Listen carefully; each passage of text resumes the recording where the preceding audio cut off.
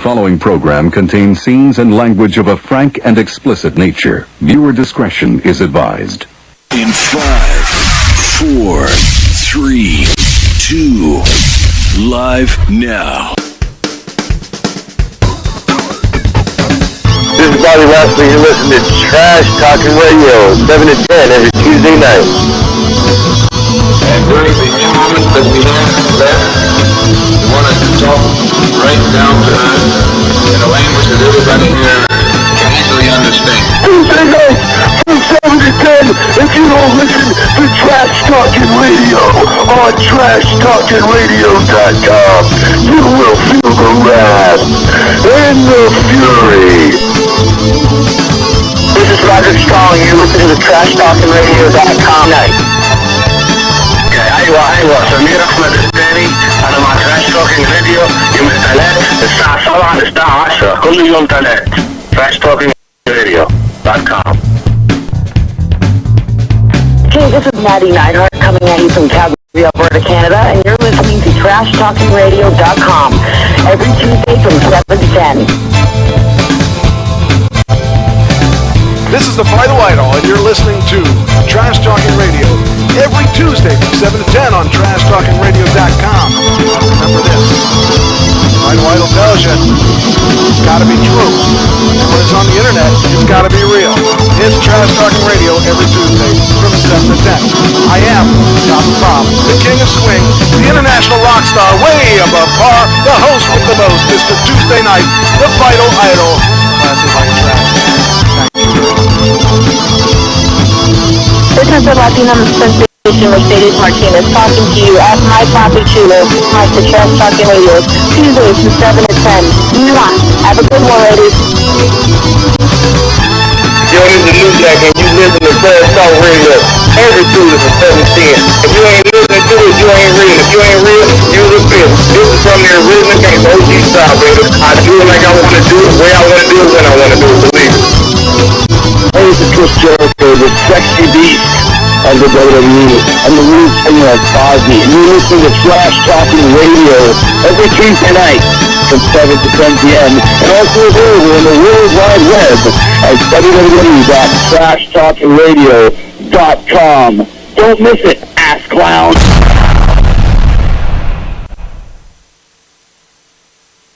Welcome to the Trash Talking Radio show. Please take a seat and help yourself to the snacks and beverages. The show will begin in just a few seconds. Are you ready? Are you seated? Please welcome your host. He is the singer/songwriter of the Uncle Sam Band. He is the host with the most, Mr. Tuesday Night, every woman's fantasy. He is the manager of champions, singer of songs, an actor without a script, lover of life. He is a Tesla driving, song singing, talk show hosting, son of a gun. Please welcome the Vital Idol, Classy, Mike Trash. Hey, do I get paid for this? Still don't get paid for it, believe it or not. You can't afford to give out any more zeros. Well, you know, just trying to... Forget it, Fox. We're claiming all the zeros. All right. Are you back? Are you running? Yep, he's good. Yes, I'm running, yes. I've got him good. No, he isn't. He's sitting there. You get 50 zeros of his. Yes! There we go. That's our tech support fee. Yeah, but shouldn't she have some docked because of the language she used earlier? I didn't hear it. At the other job? Oh, I don't care what she does at her other Exactly, job. see? Ha ha. It didn't affect my show. In fact, if anything, it would have promoted my show because of that kind of language, because it's adult language, and we're an adult show, apparently. All right. Hey, how's everyone doing? All right. Now, let me see. Where are we? I got the mix running like it's supposed to work, not wait until half the show's over and then say, oops, I forgot to start the show. I did it again. Oh, yeah, I got to put our picture of the day on. Let's see. Everybody gets a picture of the day. Gotta get this going here. Picture of the day. Here it is. All food must go to the lab for testing. That's what my dog is, a lab. So Jessie Joe wants to know how many zeros she has. Well, she asks me that all the time. Now, you should keep track of your own zeros. I mean, I only know when I don't even know how many you have, and of course I can't count. I have 20 years worth. So that means you owe me zeros at this point. I can't remember all that. You could have a billion zeros for all I know. I do. Yeah. Or pretty close to it. She asks me that all the time. You're putting sound out. I hear me over there. I sound like I'm over there. I'm over here. I'm all over the place here. Sorry. And there's only one of you. You're that special. I'm sorry. I have the new computer. I forgot to turn off the new sound. computer, which is the same as the older computer. I forgot to turn off the sound on my old computer. His new computer is his old computer. Just I brought it back to life for him. That's right. So now he's got. You gave it CPR. CPU. I'm gonna start charging zeros per hour. No. Here. All right. Well, let's get this ball on the roll or whatever. Let's get this the show on the road. I'm not doing any RIPs this week because there isn't anybody of any stature. So. We're going to just skip that whole section. All right. We're going to go straight to the... Oh, uh-oh. Uh-oh. Uh-oh. Oh, yeah, okay, good. I just hoped this updated because I thought, that's last week's, and it wasn't. That's this week's. So, Doctor Strange surpasses $800 million at the box office. Now we're talking that we're actually getting into real numbers like we used to see when we went out to the movies, and so that's pretty significant considering we aren't going. That's true. So, that's pretty interesting. $800 million. I don't remember the last time since COVID that anything hit 800 million. I don't think. Who's making that noise? It's probably me, and I'm trying to get. Yeah, but you didn't move. I don't know. If it was. I was just scratching my head. Oh, do that again. That's it. Wait. Don't do That's anything. her mic. Don't do anything. Don't move. Don't breathe. It's you. Okay, I guess there's a loose nut in there or something. Yes, she is. I mean, I was just sick over the weekend. Ah, okay. Anyway, Anyway, money for The Northman has stopped coming in, but Alex Garland's Men is just getting started. I saw the preview for Men, and I can't remember what it is, but I kind of remember that it looked like I wanted to see it. I don't even know what it's about, but it could be an interesting movie. It may not be. It may be. And let me know when my sister's here, by the way. As soon as I see her. Because I forget why I needed her to be here, but there had to be some reason. Okay. I will remember that eventually. There was something I wanted to know or see. I don't remember. Anyway, so 800 million is pretty respectable for any movie.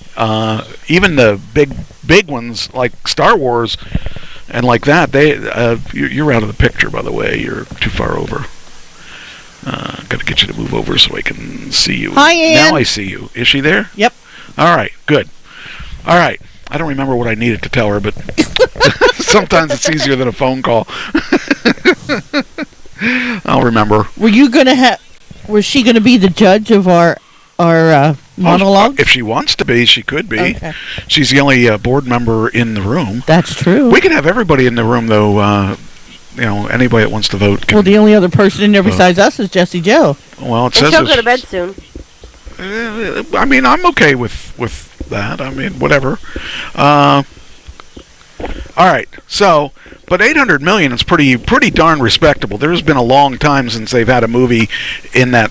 It says here, officially passing the Batman, which to think that Doctor Strange beat the Batman in box office is really bizarre, and it also is a decent chunk away from Marvel's Spider-Man No Way Home, which did 1.89 billion, but that was in December, so that had 6 months to make 1.89, almost $2 billion for Spider-Man. That's unbelievable. That's crazy. That's without my money. They didn't get my money for that one. So, this weekend it says saw the return of Downtown Abbey. A New Era, which was a movie that is based on a HBO. Is it HBO? I think so. So, I don't really expect that to be a big thing. It'll probably do okay. Well, with this being Memorial Day weekend, I don't think there's going to be a lot of moviegoers, is there? That's when we used to go. Oh. That's when we went to the beach. Well, I'd like to go to the beach, but it's going to rain Saturday. The beach with a bikini? All right. I was at the beach, but not in a bikini. What were you wearing? I wanted to go to the beach. Shorts and a t-shirt. Wanted to go Saturday, but it's 50% chance of rain, so I'm not going to go. Well, that's good because I won't be here. Where are you going to be? I have my class reunion this weekend. You actually go to those things? Yes. I've never gone to one of my reunions. I haven't gone to one I of mine haven't gone to any of mine. So... Well, because this is 35 years, I figured I'd better at least make 55 years? 55 years? No, that's not what I said. I said 35 years. I heard 55. Well, I thought it was 55. I don't think so. I heard 55. Yeah, I heard How 55. can it be 55 when I'm not even 55? Really, guys? Come That's on. what she says. That's what she says. I am not 55 years old, so it can't be. I don't know. Not Y'all are going to lose zeros if you keep that up. Hey, I didn't say a word. What did I do? What did I do? I didn't say a word. Yeah, but I can tell you, I'm Cirilla, not you're saying agreeing with anything. him. I know how For many the first years time, for the first time, I have to stand up for him. That's right. I've been shutting down my mouth like what my father always said. Well, you know what happens if you disagree with me. Yeah, That's I the sleep first- in the other room. That's funny because you're talking about taking zeros away from him. I can read his mind. God, don't even have to open my mouth. It's 5 years, Jesse Joe. That is hilarious. That is really funny. Anyway, yeah, 55 years she's been... No, I don't what? think Is so. that what you just said? No. I thought swear you that's what she said. I hear it. That's what I hear. I don't you know. can walk home. Hey, I'm driving. I'm the one driving, so maybe You I could walk will let home, her too. walk Hi, Dad. Love you. Wait a minute. If I do lose zeros and gain them, I'll let her walk home. Anyway, so 55-year anniversary. That's kind of cool. But Dad, I got you a customer. I am not 55. You had to check your phone to see how old you were. No, I just didn't want my phone to keep going off. Oh, that's funny. Anyway, so let's see. It says here, Alex Garland's horror film Toxic Masculinity, aptly titled Men, had a solid opening weekend with $3.3 million. That's really bad compared to the $800 million. You look like you were going to say something. I noticed one thing. Remember how I said the other computer doesn't look as clear on there? This one is clear. It's your eyesight. I guess it is, man. But the thing of it is, it's like... You know why? I'll tell you why. The one that I'm thinking this through as I'm thinking, the one that I sold you before was a business class computer. Okay. This is not. This is a home computer. Right. It's meant for graphics. I mean, and that's fine. So that could be it. It's almost like at work. They tell me to go, into the refrigerator to the left is this. Well, this morning I said to him, I need ranch dressing. She goes, go in the back cooler.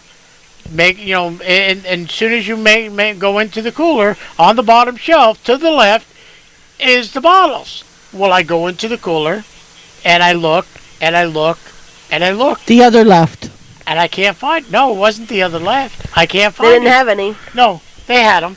They had them in a box. Was it a snake? It would have bit you? It would have if it was the box was open and they had them out of the box. Because she went right there and she looked at it and I said, again, my eyes are going, right?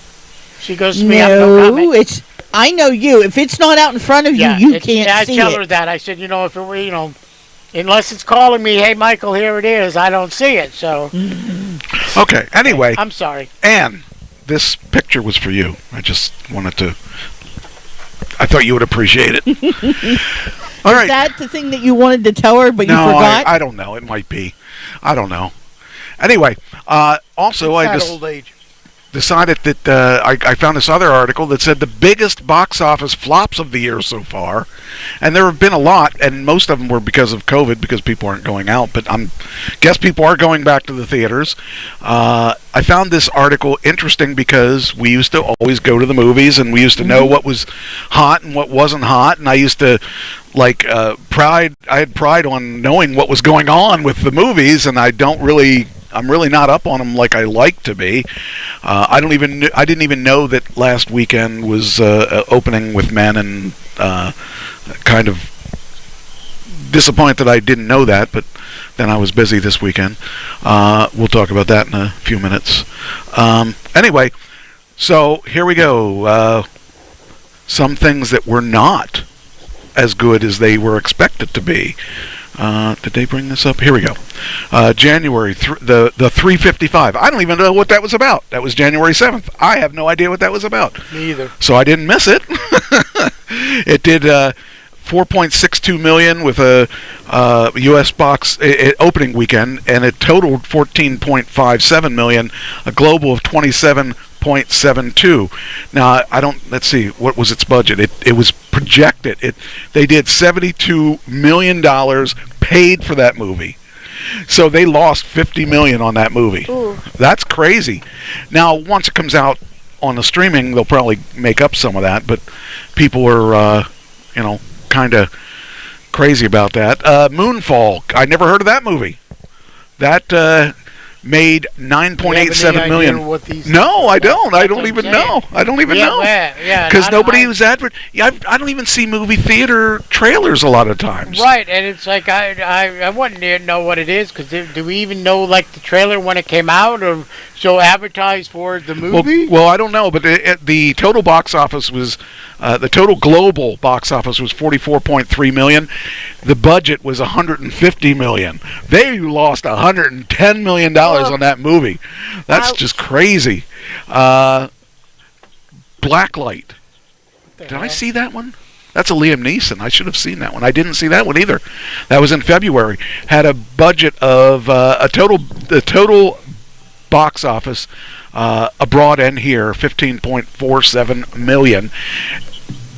The budget was 43 million. They lost 30 million.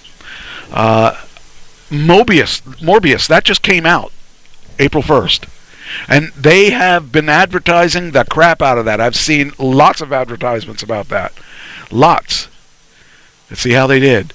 They did 163 million globally, and their budget was 75 million. So they made money on that. Their first weekend, they did 39 million, and their total U.S. was 73 million. The global made up the difference. So at least they made money on that. It just, Sony was probably scared of that one. Ambulance. I don't remember hearing that one. I don't know anything about this movie. Because wee. Yeah, well, opening weekend 8.7. The total U.S. was 22.2. Global was total 51.2. So they had a budget of 40 million. You know what it is they aren't, because they gave me so much trouble advertising these, that they're losing money because I can't play their trailers. Mm-hmm. So if they let me play the trailers, they'd make money every time. Well, I think the other thing with the movie Ambulance, it had the wrong name. I don't know what I don't. It should have been Fire Truck instead of Ambulance. Maybe, yeah. Oh, that's the Jake Gyllenhaal movie. Okay, yeah, I actually did know about that movie, and that movie was supposed to be pretty good. Throwing your candy. That's all right, as long as it's being picked up, because I don't want some dog to get it and get yelled at. And I'll be the one getting yelled at because now his dog's we're gonna dead get yelled at for something because he ate chocolate. Think about this: if you're gonna do it, put it on her side, then she'll get in trouble. Well, no, this one's throwing it at this one. Well, so it's like you're okay then, because then she'll get in trouble. Well, I know, but I'm just saying. But it's right here because I'm trying to. That was the closest thing I could reach. Well, Fantastic Beasts was another one. Thank you. Fantastic Beasts is another one. Put it in my damn bag. Fantastic Beasts is another one that had a $42 million opening weekend, 93 million. And then it had a $388 million global, and they were budgeted at $200 million. So they made a little money, but most of the money was made overseas. So a lot of people still are not coming into the theaters. And even when I went to see, what movie was it I saw last? Jesse Joe says, "Be nice, little Mike." I saw. Not that yet. What movie did I see?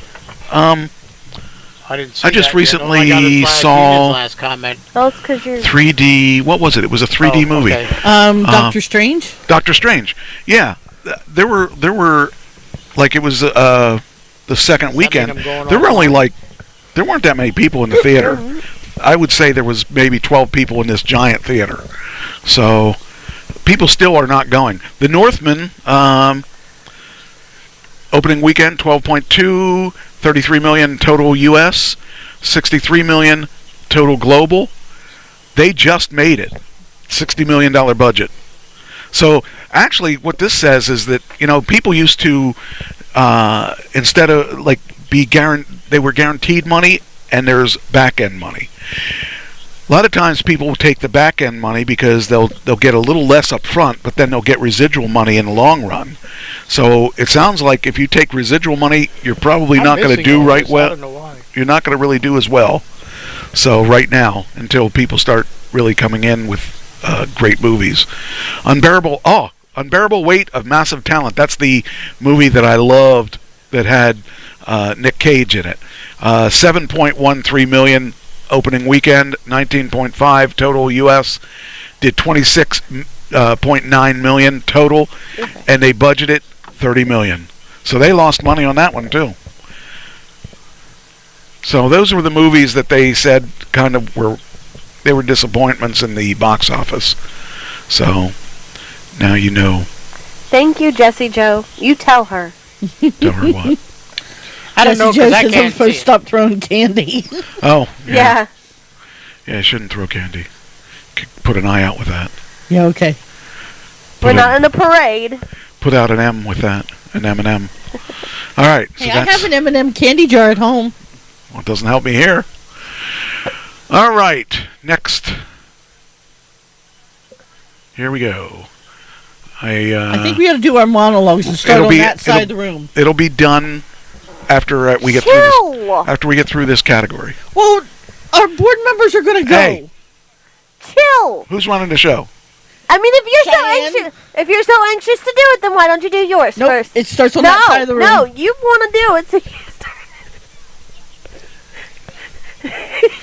Why me? Because you asked for it. You got it, Toyota. All right. Okay. All right, here we go. That was What a Feeling, Toyota. WWE is going to miss Stephanie. She stepped down for her position for now. She needed time off, apparently to spend with her family and her husband, who had a recent heart problem. So she says she's going to spend more time with her family. That's probably the case. I won't miss her, but Well, she's a McMahon. She can come back anytime she wants. Well, the thing is, I just did a check on her wealth. I think she can afford to take some time off. She's going to have to scrape a little. She's going to have to cut coupons and stuff. She only has $115 million. Only. So I know they're going to be on a tight budget, but Hunter's going back to work, so he'll make his $150 million or something like that. I know it's gonna be tough, but they'll be able to make it. Well, are you going to give her zeros if she comes asking? No. Okay. I don't care if she stays away or not. Actually, I would like her to stay away. I don't know if I did this or not. Did I do this or not? Damn it. I don't remember. I don't remember if I did it or not. I don't like to do them over again. Now I'm going to have to do it over again here. Hold on. See if I did it. I don't want to put... Yep, I thought I did. I didn't do the Twitter one. I hate when that happens. So, anyway, it's... It must be nice to be in a situation where you don't have to worry about things. Your dad's a billionaire. You have $115 million sitting there in the bank, and just must be nice to have to not have to worry about that. And with the prices of everything going up and stocks going down, she may have to go back to work someday. I guess her kids miss her. I think it'd be cool to have enough money to, raise your kids the right way. And her kids aren't going to have to want anything. I mean, you split that in 3. Think about that. They've each got $33 million or something like that. So they're not going to be hurting anytime soon. But anyway, that's the scoop on that. Dave Bautista. Now, I hate to say it, but he's up for this role where he's a big fat pig. And I'm going to show you his body. I dare you to call him that to his face. I'm going to show you what he looks like in his transformation to gain weight. Oh, boy. It says here, Batista shared a picture of his transformation into fatty status. So wait till you see how fat this guy is. You will be amazed how fat he is. He makes me look skinny. Really? Yep. Wait till you see this. Okay. Now that's him skinny there. So. Yeah. But he's doing a movie coming up, and he's got to be fat in that movie. So he had to eat and eat and eat and eat and not train and become a slob. I know you're going to be shocked by this transformation, and I know you like Batista, but I want you to just forgive him for his weight gain. Here we go. Ready? Yeah. Here we go. Close your eyes. Here we go. There it is. There he is, the fat pig. That's his idea of being fat.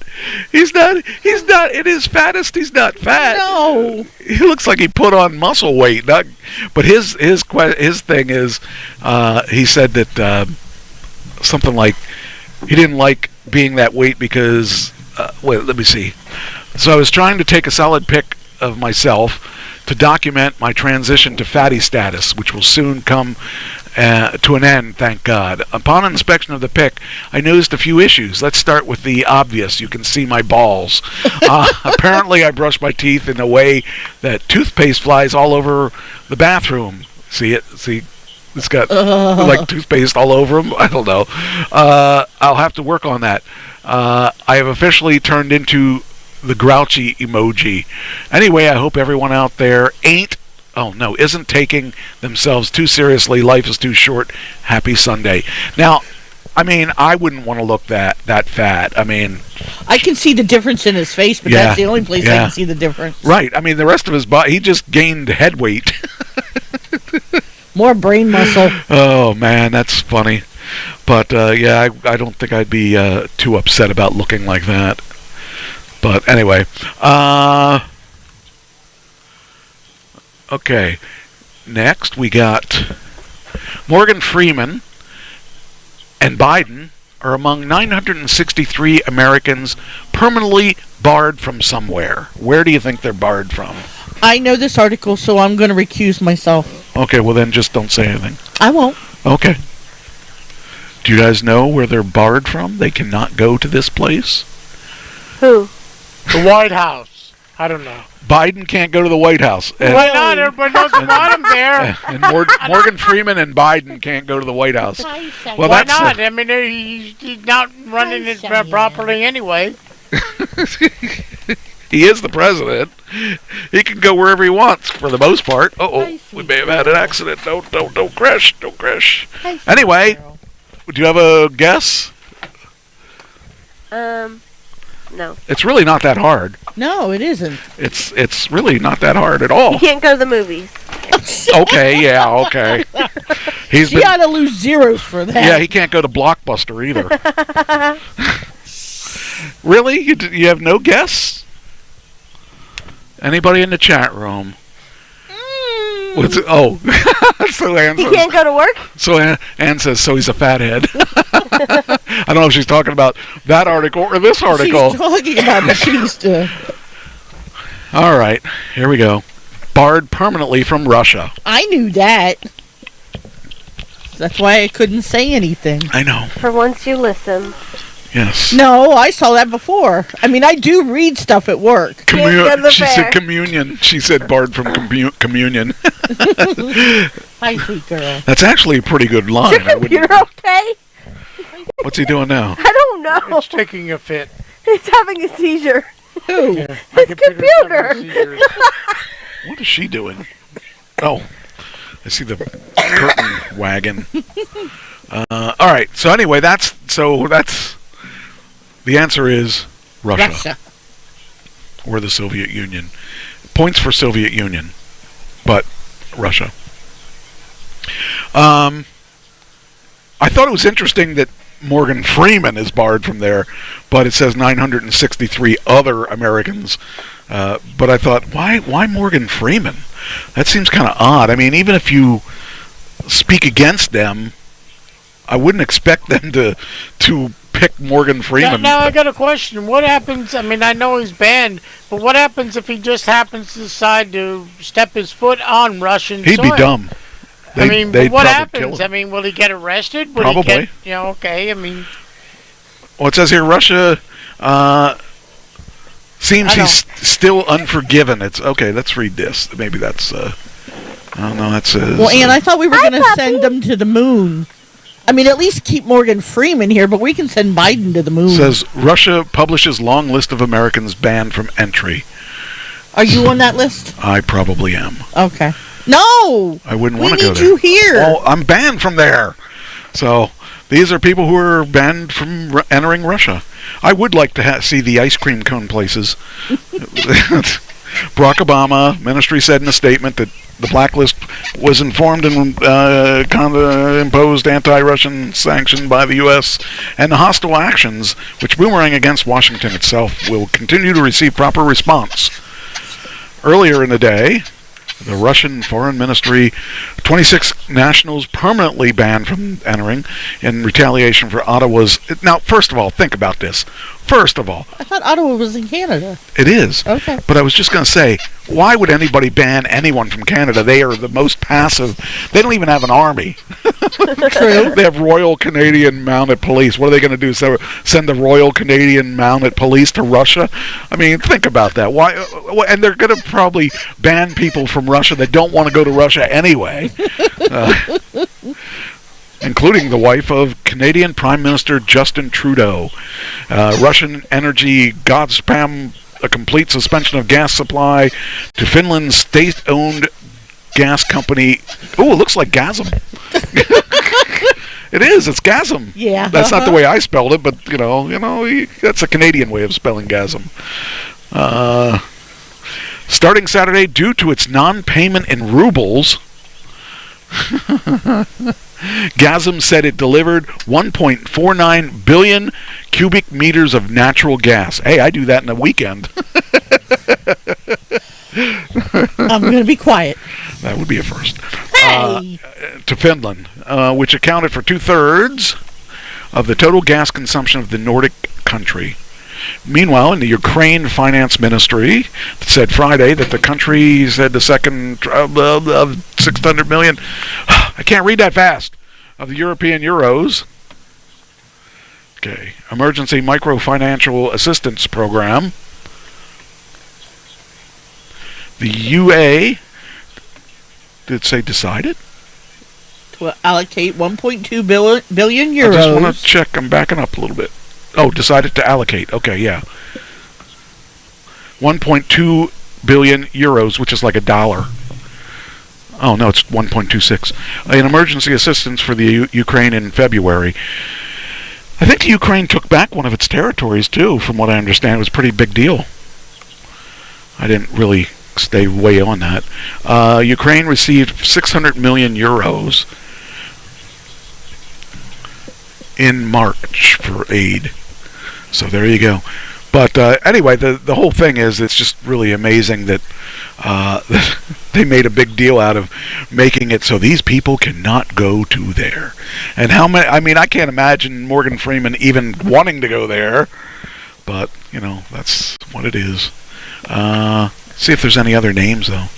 It says. Oh yeah, here's another one.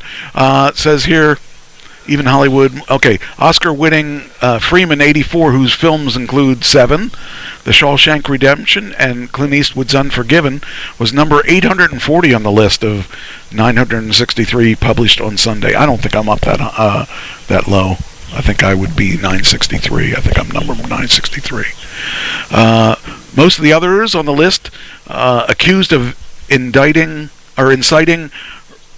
Russophobia were leading U.S. politicians and outspoken journalists, as well as Facebook founder Mark Zuckerberg. So there you go. Ooh, what's that? There's a rattlesnake on that Nope. Wow, I wouldn't want to be stuck on there. Nope. That's yeah, anybody that gets it says snake on couch totally rattles man in Texas. Oh, nope. Isn't that funny? Rattles. Time to buy a new couch. Yep. Time to buy a new house. The snake has time to move to another state. The snake just took that one all over. Oh man. All right. Where are we at? Okay, next. Oh, I hit the wrong button. Doggone it. That's the same article. All right.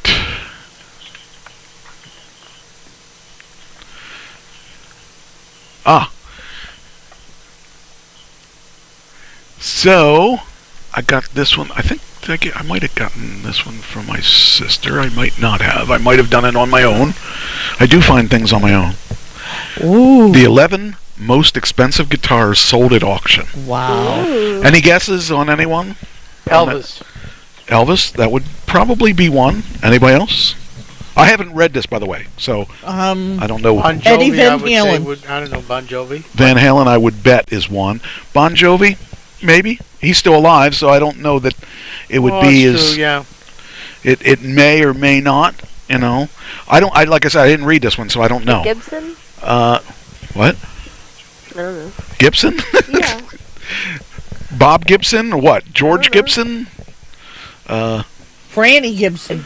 Expensive guitars. Why is it? Why is it there?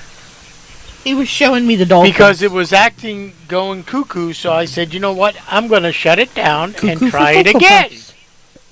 So maybe that's why you changed to the other computer.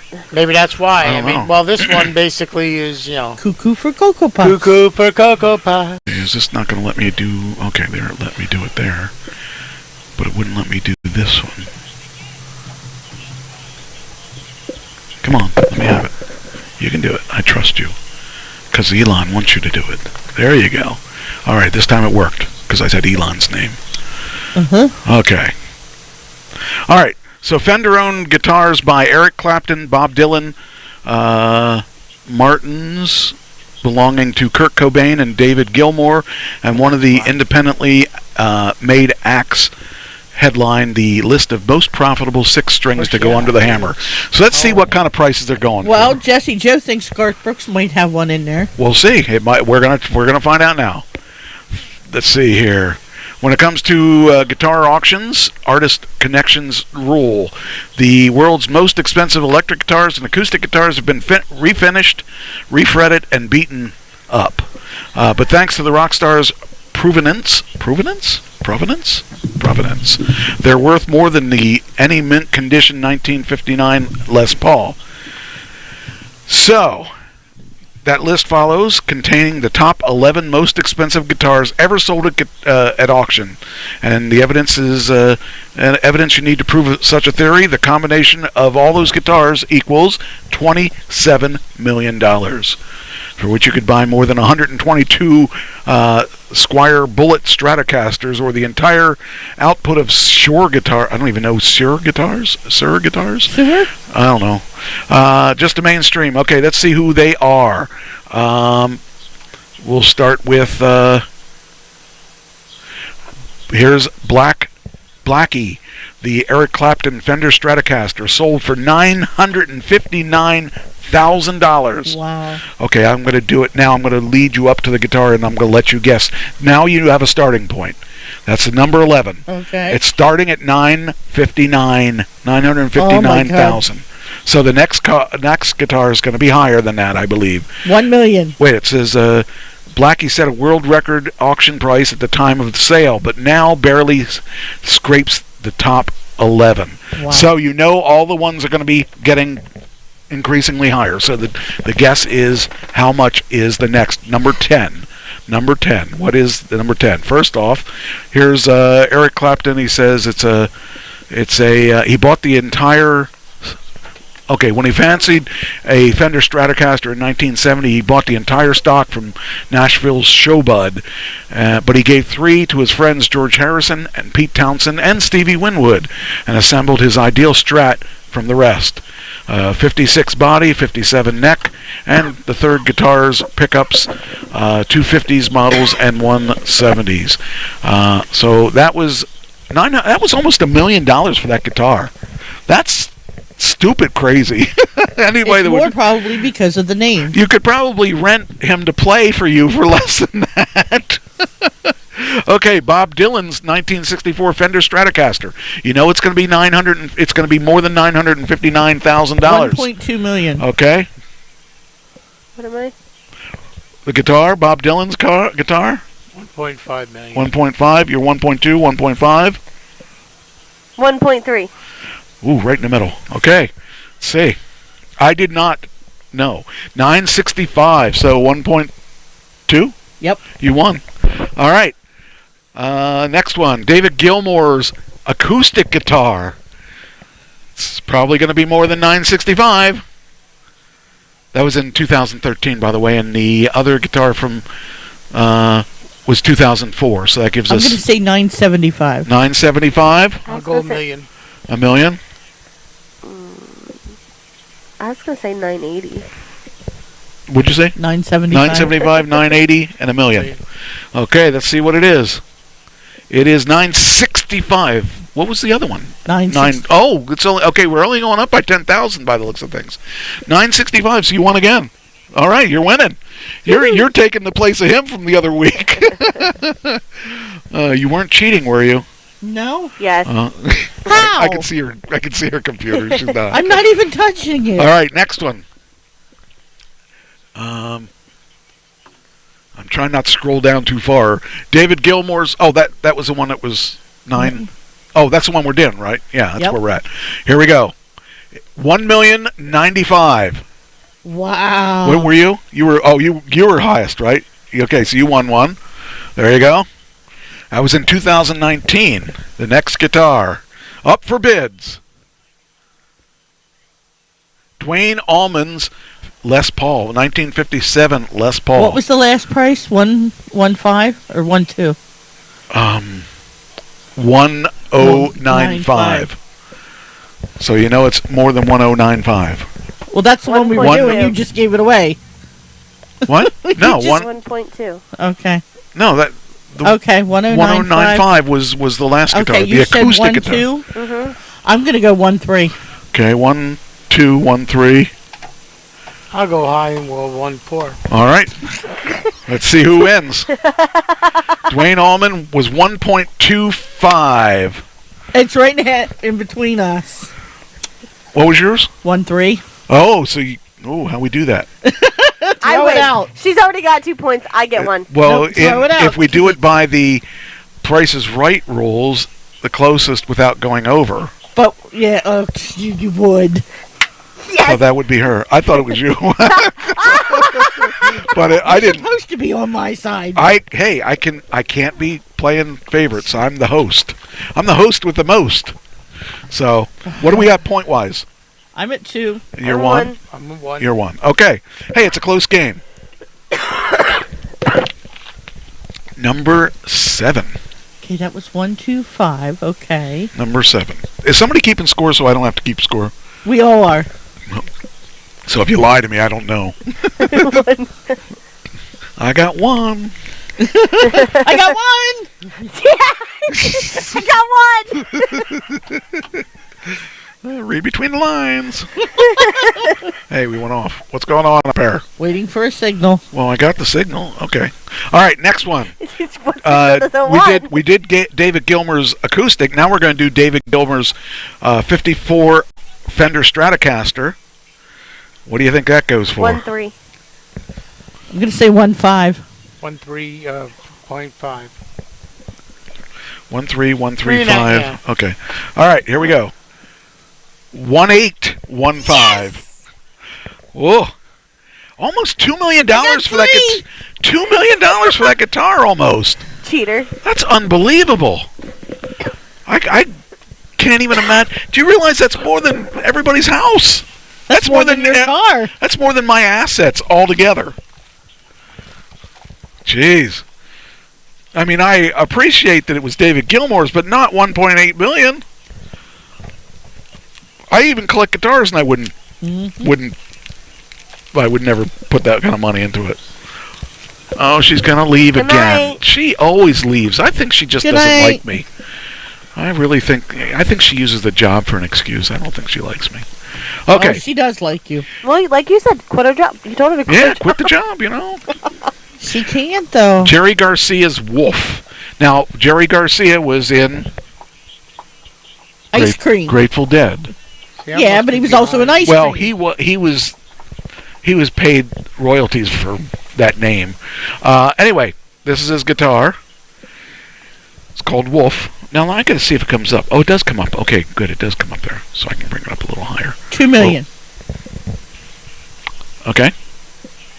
That's what I was going to say, 2. 2.1. I'll go 1.9. The winner you is. remember me. The winner is. Not you. Not you. Oh. It was 1.9. Oh. You know, On the nose, baby. I think we ought to make a new rule that if you get it exact, you should get 2 points. Not halfway through Now the game. from here on out. Jessie Jo wants to know if you're going to pay her bills and stuff if she quits her job. Why would I pay your bills? Because you told her to quit her job. Who listens to me? Nobody listens to me. That's crazy. Oh, you could be on the radio. We could get you. We make another chair in It's your here. zeros. I can pay in zeros the same way I pay them. I'll even pay you extra zeros because it's you. What? Nothing. Hi, Cheyenne. She treats me nice. I know she does. All right, She's next. a sweetheart. Yeah, something like that. Uh-huh. Okay, next. Okay, so that was 1.9. 1.1. No. I meant 2.1. 2.1. You said even before you know what it is. Yep, You're going to claim 2.1? Okay, you can claim 2.1. John Lennon's guitar, J160E, which is an acoustic guitar. 2.25. All right. I'll go the lowest and I'll go 2 million. 2 million? 2 million. That's right. 2 million. There you go. 2 million. And what are yours? 2.1. And you were? 2.25. Okay. And it's John Lennon. So this is going to be really probably the guy that's been dead the longest out of everybody. So let's see what he is. 2.410. How many we got? What do you got total? I said 2.25. No, how many points? 4. How many? 5. 4. 5. 4. 4. You got 4. 4. 4. Okay, how many you got? She only got 1. I got. No, she's got 3. Yeah, 3. I forgot how many. Do I have 2 or 3? See, I told you somebody should be keeping track. 2. I have 2. Okay. Oh, you guys. My thumb was actually working with my brain. Do we know these are correct? Yes. Okay, I'm going to have to write it down because I don't trust you guys now. Okay, let's see. We'll put a T there. All right, we'll put an A. Ooh, we got a little T and A in here. And we'll put an M. Okay, Trish, how many you got? 4. 1, 2, 3, 4. Ashley? 3. 1, 2, 3. I got 2. Okay. All right. Now I'm keeping track, hopefully. Next guitar. We're down to the number 4 guitar. Reach out to Asian Fender Stratocaster. What's that mean? I don't know, but it's got a lot of signatures on it. 2.5. Okay. All right. 2.5. What did you say? I didn't say anything yet. What'd you say? Looking. Since she took my answer, I'm going to go a little bit higher, 2.55. 2.55. 2.7. All right. The answer She's is. going to get it. Oh, I wonder if that's reach out to Asia. If that was Asia, the band's signature. Could be. Wow. Okay, we'll find out in a second. It is 2.7. Told you. Again. Yeah. So now you got 5, right? Uh-huh. Okay. Only because she's going last all the time. And No, everybody else. I haven't Yes, been you going have. last. You have All right, to. you go first this time. Okay. Since they're or what? Well, no, what if she wants to go first? I guess. Nope. You'll be okay with her first. Yep. All right. All right. That's how she's getting it, because we're saying something. No. She's just going Yeah. higher. Yeah. No, because they're That's for what I'm saying. I was doing first. Bullshit. They do when they have to, Yo. or they'd be Excuse me, constipated. she said something, I say something, you go higher than They'd both be of us. what? I know. Bullshit. No, I don't. Bullshit. You know, there's no Your prize money, allergies right? are Yeah. acting You know, up, there's no man. prize money at all, right? I know. We're just doing this for fun. Yes, I know. It says here, unique in that it was never owned by a superstar. The Reach Out to Asia Strat was auctioned off for victims of the 2004 Indian Ocean tsunami. Oh, that's cool. It was humble Mexican standard Stratocaster, which means it was a cheap Stratocaster, bearing the signatures of Mick Jagger, Keith Richards, Eric Clapton, Brian May, Jimmy Page, David Gilmour, Jeff Beck, Pete Townsend, Mark Knopfler, Ray Davies, Liam Gallagher, Ronnie Wood, Tommy Iommi, Angus and Malcolm Young, Paul McCartney, Sting, Richie Blackmore, Def Leppard, and Bryan Adams. That's awesome. Man, I'd love to have, I wouldn't want it for 2.7 million, but that would be kind of cool. Mexican Strats sold for around $350. If you were a millionaire, you'd pay $2.7 million for it. I'd have to be like a billionaire before I'd spend that kind of money. I mean, there's no way I'd spend that kind of, because that's like a lot of money. Yeah. So, all right. Next one. David Gilmour's Black Fender Stratocaster. 2.9 million. We got 2.9, 2.9. Do I hear 2.95? Do I hear 3? Do I hear 3? 3? I go 3. Okay, we got 3. And Ashley's the holdup. Doom, doom, doom, doom, doom, doom. See the smoke coming out of her ears? She's thinking. 2.85. 2.85. You were what? I was 3. And you were? 2.9. 2.9. Okay, here we go. 3.975. Ooh, that was a big jump. That's unbelievable that that's kind of money that they're getting for that guitar. So that's 3 for me. 3. So the That's stats 3 for are me. Remember, 3 for him, me.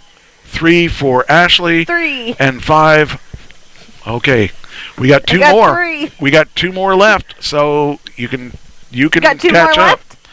That's right. We got 2 more left. So, all right, here we go. We're going up on Kurt Cobain's Smells Like Teen Spirit Fender Mustang. Okay. And the Mustang was not a very expensive guitar, by the way. I'll go 4.5 million. Okay, we got 4.5. I'm going to say 4.2. 4.2. I go with 500,000. 500. Or 500,000? Not 500,000. Oh my goodness. 5 million. 5 million. And what'd you say? I think I said 4.5. And you said? 4.2. The answer is 4.550. Ooh, baby, almost on the nose. That's a 4. All right. Woo! You can I can tire. You can yes. tire. Yes. you're out of the game, basically. But you can keep playing to take it away so that your mother wins. So your mother wins if you do it or her does it. Either way, she wins. The only one who can catch up is him. I'm going to help him. Hey! Well, you can't help him other than not playing. Yeah, yep, okay.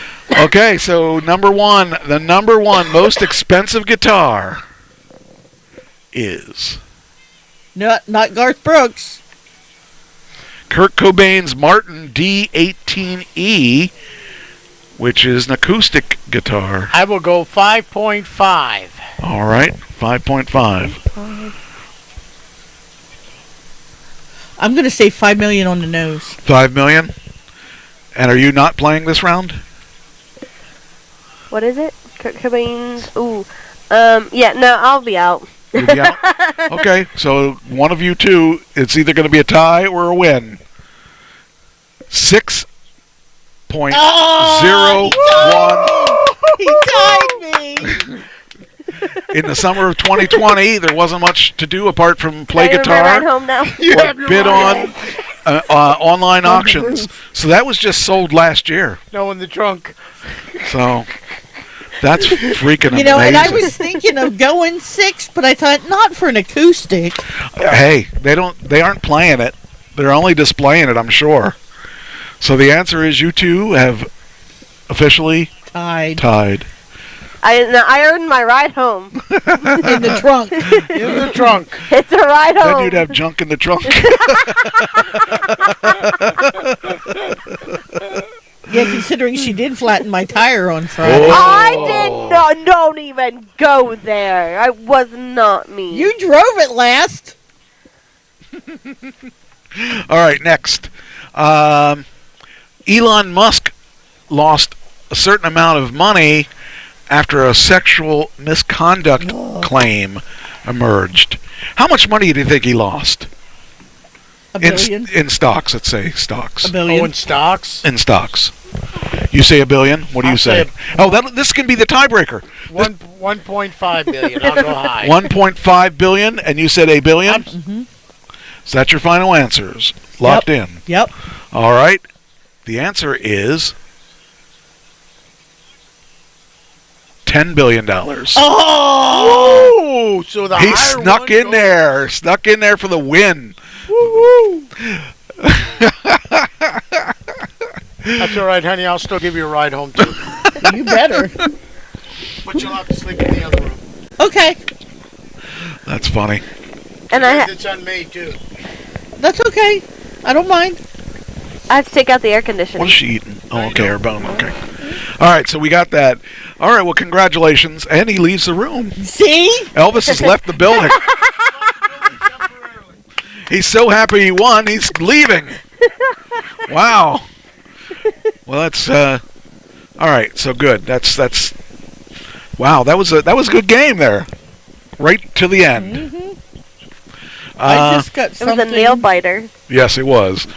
Mackenzie Scott just donated $1.1 million to a Harrisburg nonprofit. I don't know who he is, but okay. Mackenzie Scott is Jeff Bezos' ex-wife. Oh, okay. She donated to Big Brothers Big Sisters of the Capital Region. Ooh. Left while he was and yeah. said left while he was ahead. Yep, that's about right. Anyway, CEO Elon Musk lost $10 billion in a single day after claims of sexual misconduct have emerged against him. He was worth $212 billion on Thursday, according to Bloomberg Billionaires Index. After news of allegations broke on Thursday night, his wealth fell to $201 billion. We should have a fundraiser. We should have a GoFundMe for poor old Elon. Yep. How are you going to live on $201 billion? I mean, geez, that's crazy. It's so tight. It is. Maybe we can send them some extra food. Send them some giant cards. Then we can get the gas points. There we go. I'm all for it. Let's see here. According to insiders, SpaceX, founded by Musk, paid a flight attendant $250,000 to settle a sexual misconduct claim against him in 2018. See, you're doing it wrong. You need to find yourself a billionaire, have them, do something against your will, and then you go and make an allegation, and then they pay you off to go away. All right, sounds good. You're doing it all wrong. By the way, I'm not a billionaire, so not gonna get anything from me. No, I might be able to give you like a light, or lots of lights. I've got lots of lights upstairs because I got Ken's light show, so I could give you a keyboard. He's got 15, 20 keyboards up there. And I found 2 more in the laundry room. So, and it says here, Musk owns 47% of SpaceX. The company was estimated to reach $125 billion valuation, but it's a privately held company, and in such, the valuation doesn't change from day to day. It's good he owns that. So, just kind of. I'm telling you, he needs to keep it in his pants. Mm-hmm. If he wants to keep all his toys, he's going to have to keep it in his pants. So, all right, next. Ric Flair. Woo! Yeah, it's going to do a final match. Yeah, that's kind of stupid. Yep. And I mean, it would be a kind of like a nostalgia match because they could do old school and not really do any bumps like Jimmy Valiant used to do. But it really scares me that he wants to get back in the ring because he's got to be 73, I'm thinking. Let's see if it says in this article. Let's see. All right. It says according to Brian Blair, Ric Flair could he's 73. What did I say he was? 73? Oh yeah, I was right on the money. And Hogan's got to be for that, Michael. Yeah, Hogan's got to be 68ish. See if I know what I'm talking about.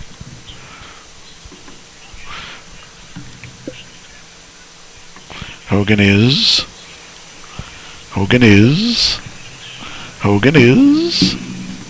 his. You're good. Am I good? Did I get it? Oh, I got it. Cool. 68. That's cool. He gets some more zeros. Hey, see, I do my job because I don't know why.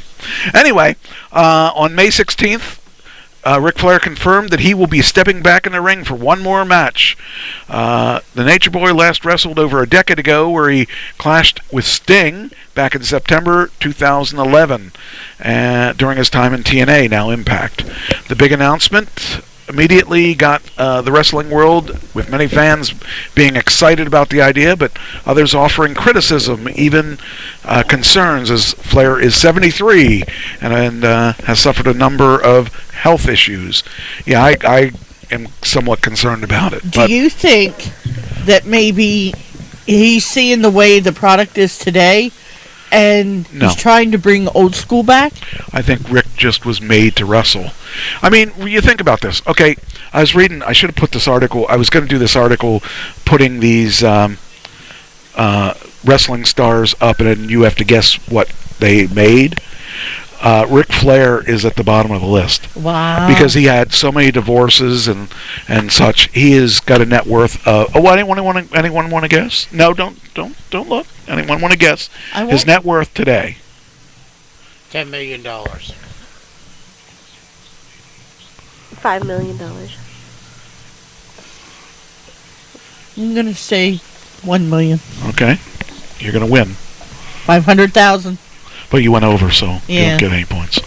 I mean, it's sad because you think the man literally made millions of dollars in the business, but his bad business decisions and his multiple divorces and his addiction to alcohol and all that stuff, that cost him everything.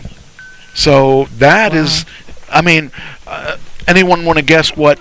Let's say Rick's daughter. What's she worth? Charlotte? Yeah. Don't even look. No. I know. I'm going to do it like I did the other one. Anybody want to guess for Charlotte? $1 million. Okay. $2 million. What's your guess? I'm going to say probably $5 million. And it comes up $2 million. How'd you know that? Because I saw the article. Oh, okay. I told you. I was gonna put it in my notes, and I thought, I don't know if anybody really cares about all that stuff. That's why I know. What was that? Huh? This is one of the reasons why I think I gave up this computer, because it's slow as hell and it's not working properly. Okay. So, Well, that's why I'm glad you're using it, because you now know why you aren't using it anymore. Do you know what her real name is? Yes. Ashley Elizabeth Flair. Fleer. I should have known since you were asking me.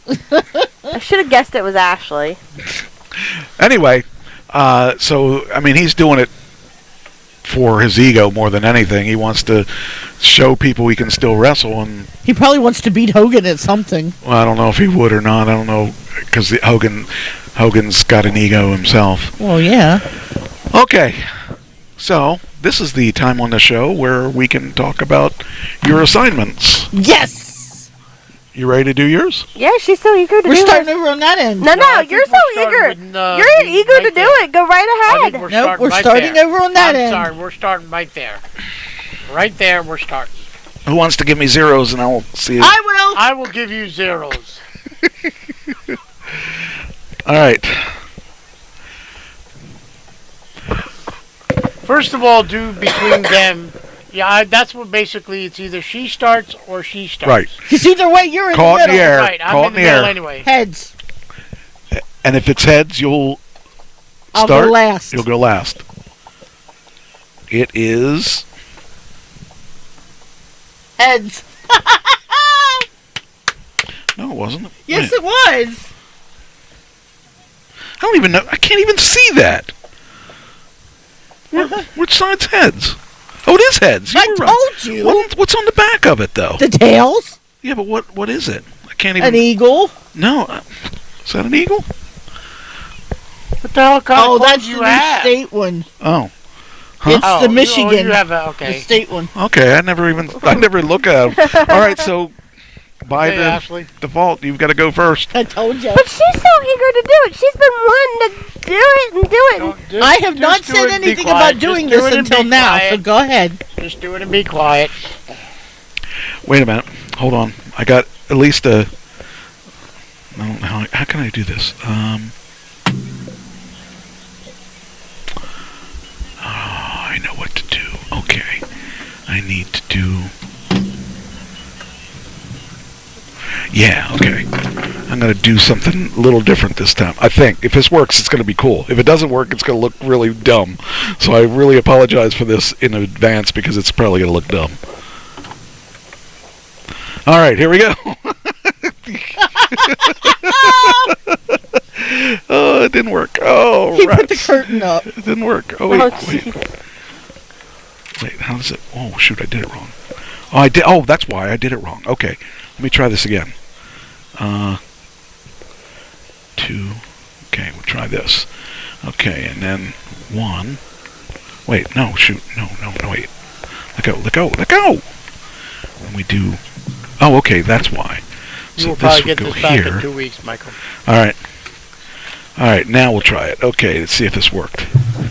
Dun, dun, dun, dun, dun. It didn't work. Rats. Why didn't it work? Should have worked. Darn it. Why isn't it working? There you go. All right, that didn't work. Okay, so let's get Ashley here.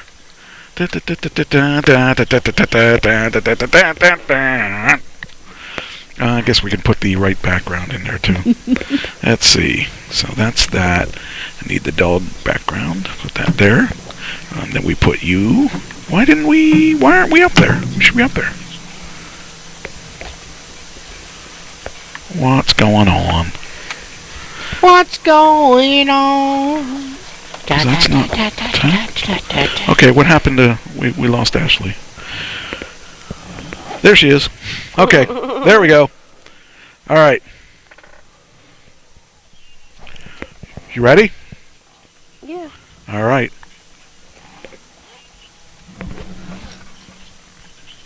This is a radio show. It depends on some voices and sounds and stuff. That's not... Okay, it sounds good. You did a really good job. It was very heartfelt.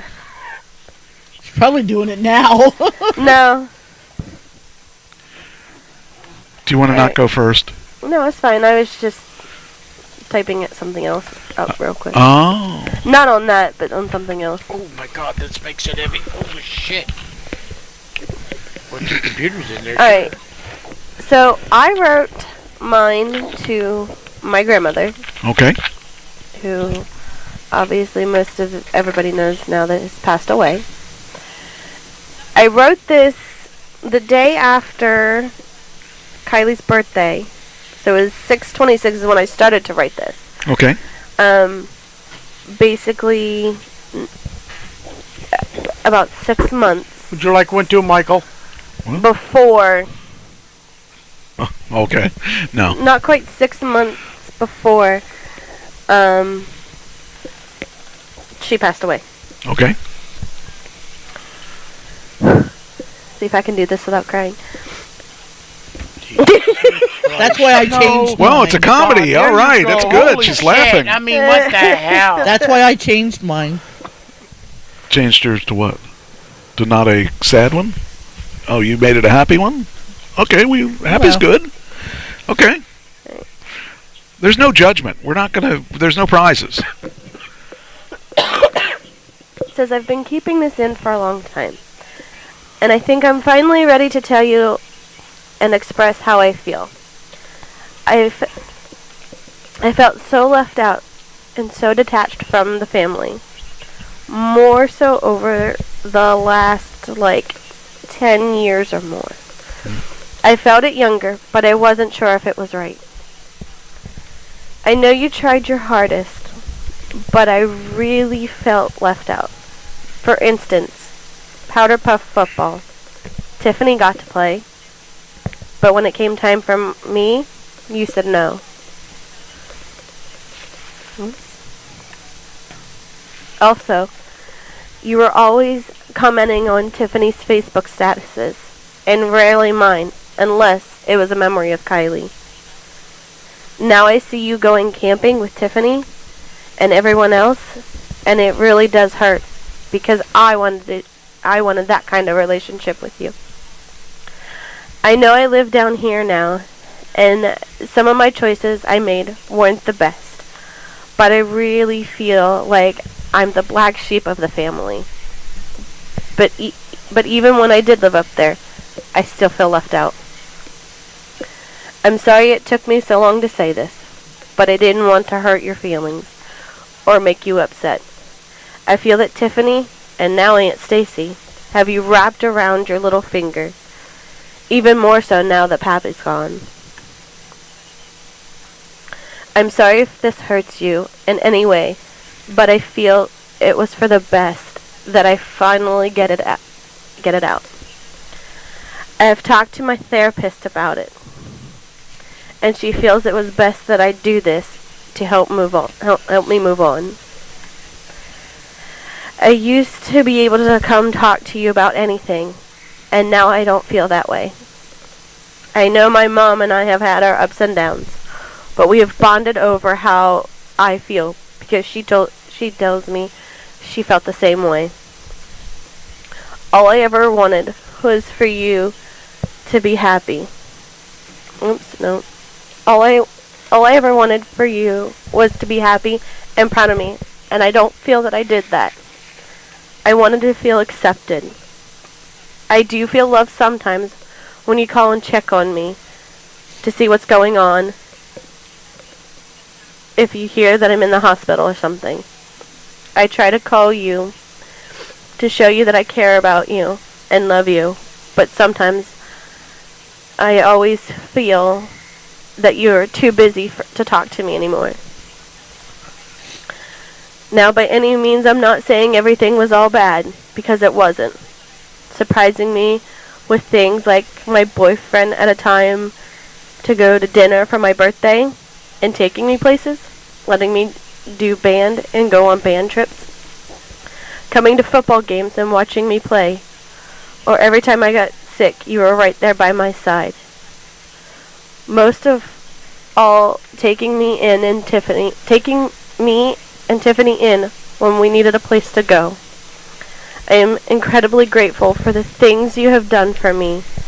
The feelings have more so came after I moved out and moved away. I felt we have lost the connection we had. When you testified against me in court for Kylie, and you said that our relationship was strained, I felt it wasn't just my fault. Now it's too late to tell you all this because you've gone to heaven. But I'm grateful for you and grateful for everything you've done for me. Love always and forever, Ashley. Do you feel cleansed at all? Do you feel it was good to do? Well, I want you to know that I'm supportive of you. I know you are. And I appreciate you. And I appreciate what you've done for this show and what you've done for me. And I just want you to know that I'm here for you. Sorry you're crying. I hope that it helped a little. I mean, sometimes it does, sometimes it doesn't. I mean, when I wrote the one about Pam,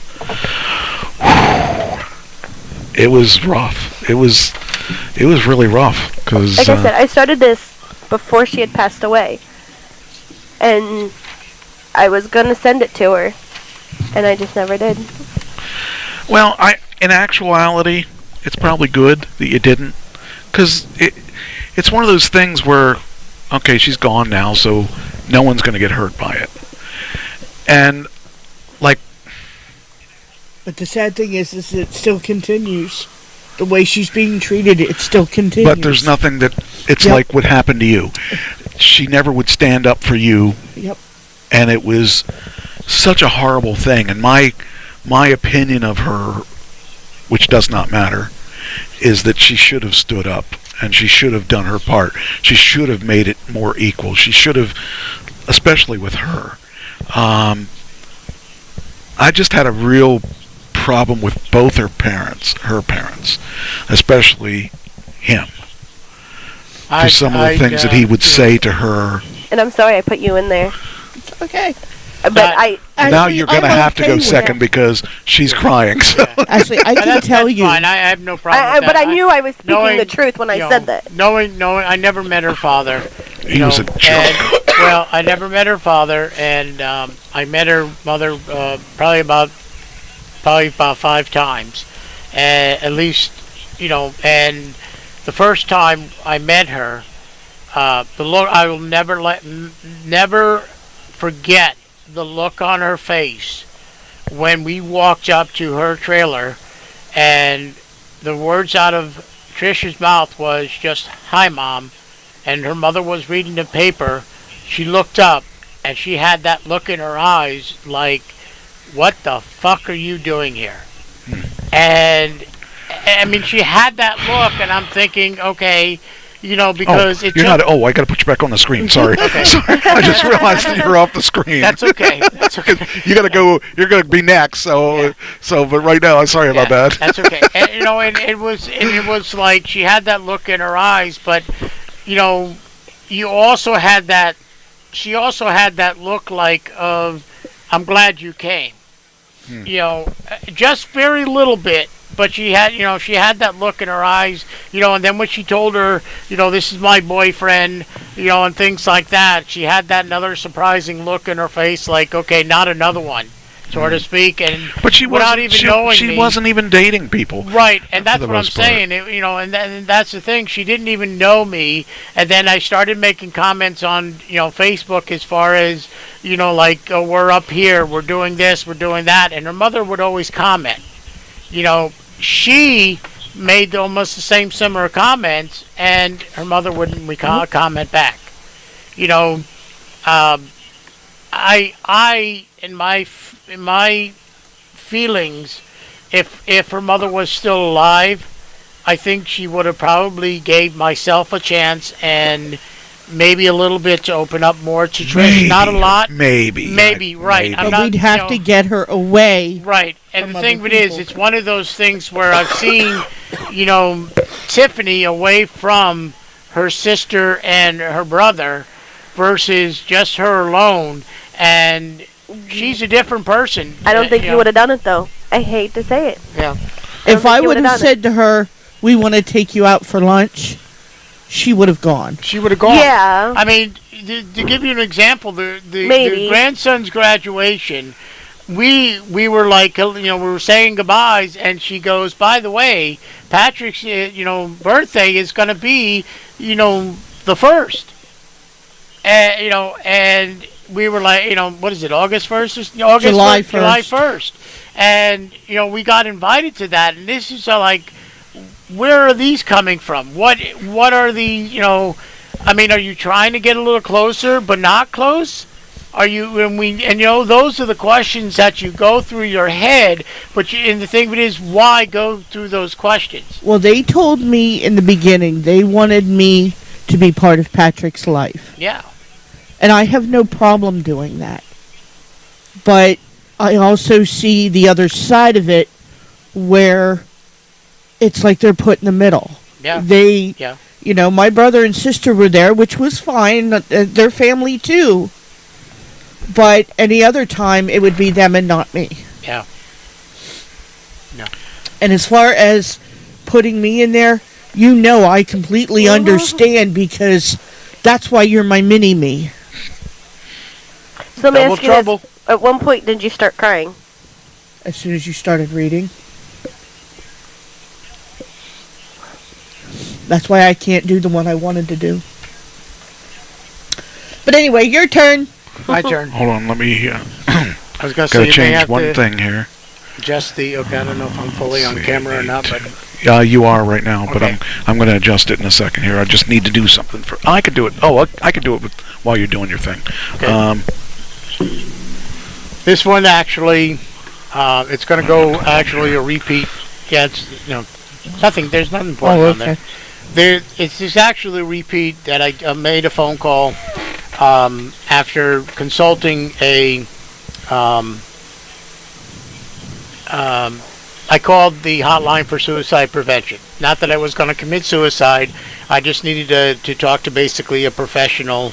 And I was talking about generally how this came about was the gist of it. He said to me, I was telling him how I felt about my father, tell him that my father had cancer and stuff like that. And, I never told my father really how I felt about him.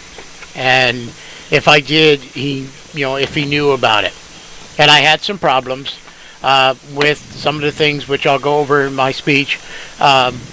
Basically, and he said to me the best thing to do is, he asked me where my father was. I said, down in Florida. So he goes, good. And then your father's not going to knock on your door. And I said, well, he probably wouldn't anyway.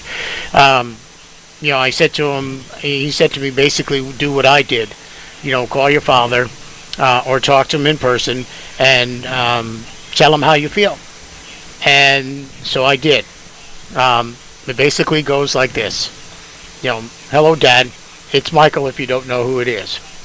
And I say that because one of the things that gets me irritated is, when I call, and I don't call every day or every week, you ask me, who is this? And it gets me irritated. I don't know why you do that. I'm going to say some things to you, and I just want you to listen. First of all, you called me on a Tuesday, told me they found 4 spots on your lungs. You said most likely it was cancer. I did not know at the time how I was feeling. I did not know I would feel this way. Because, as you know, I'm not as close to you as I am Mommy. And you say some things to me that hurts. And when you do, it hurts me inside because I don't know what to think. First of all, I want to tell you that I love you very much. That has never changed.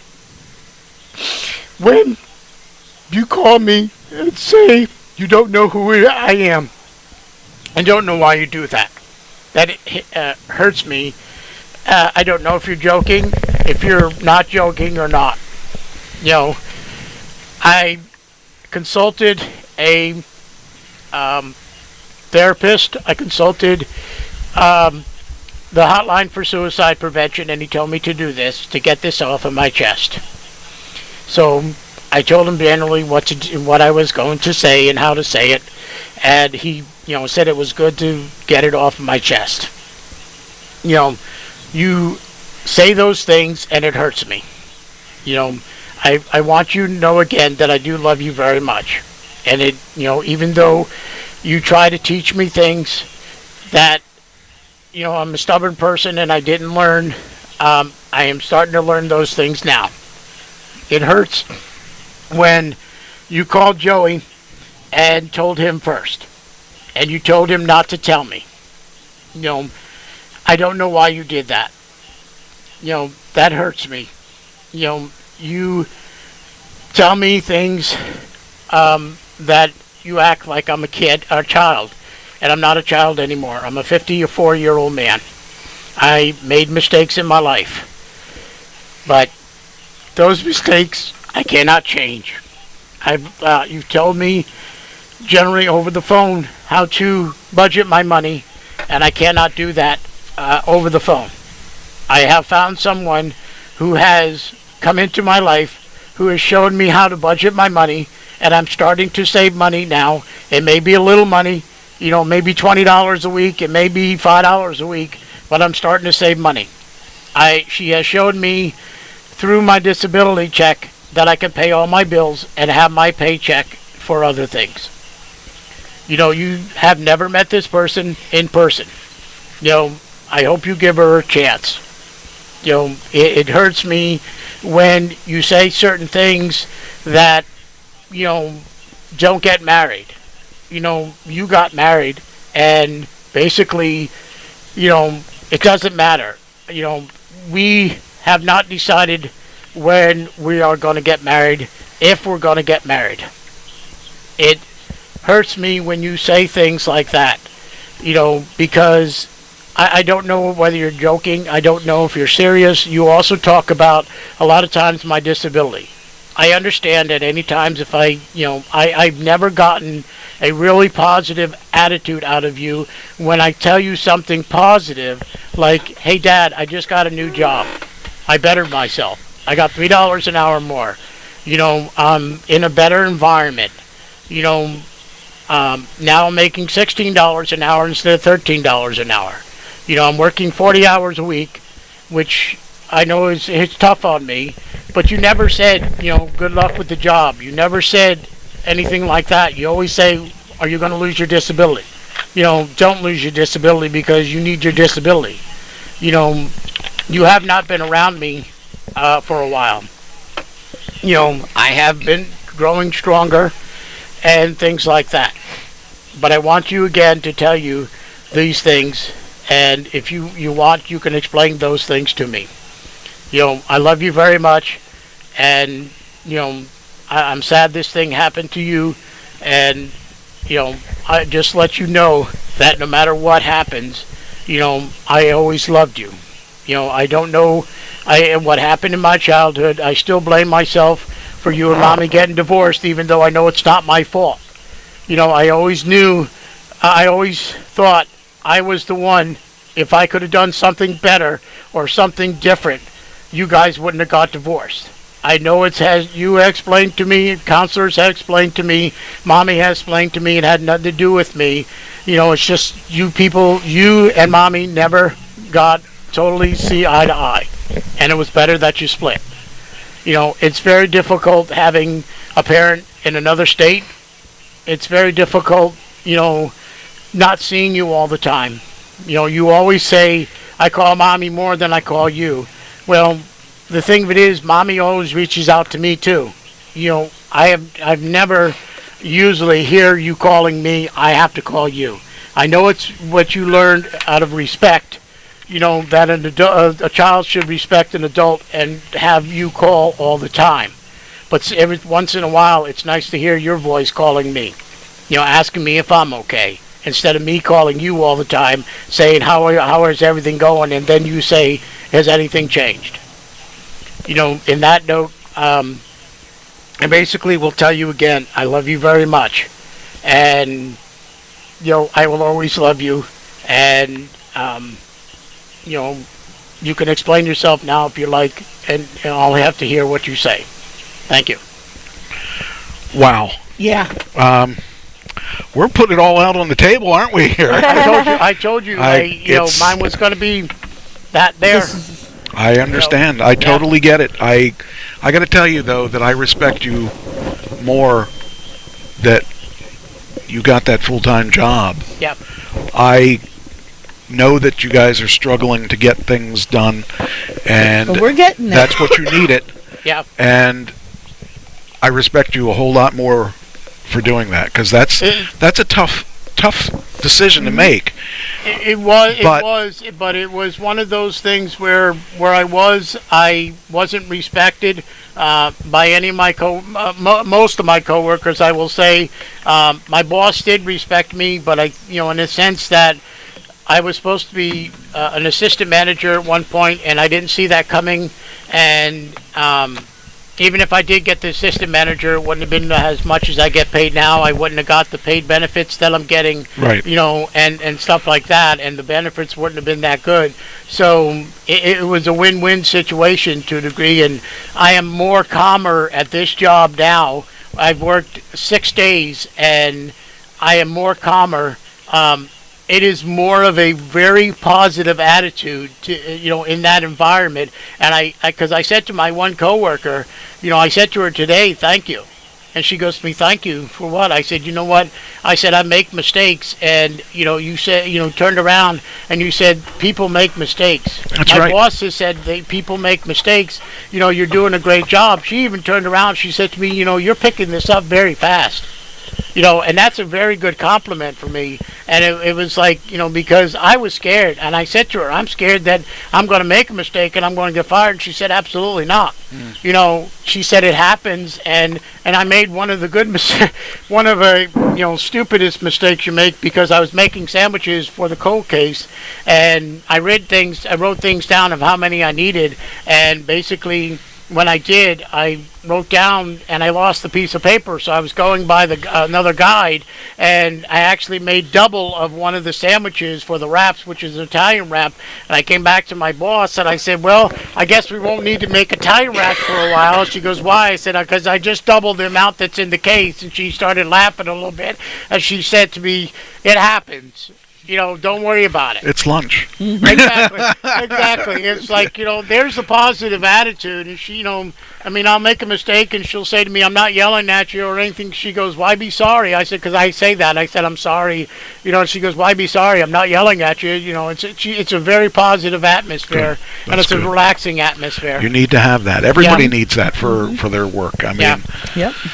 Trust me, that's one of the reasons I'm not working anymore, because it got to the point where I got tired of having to dodge the bullet, because it was going to happen sooner or later, and I just decided it was time to go. Yep. And I wanted to go on my terms.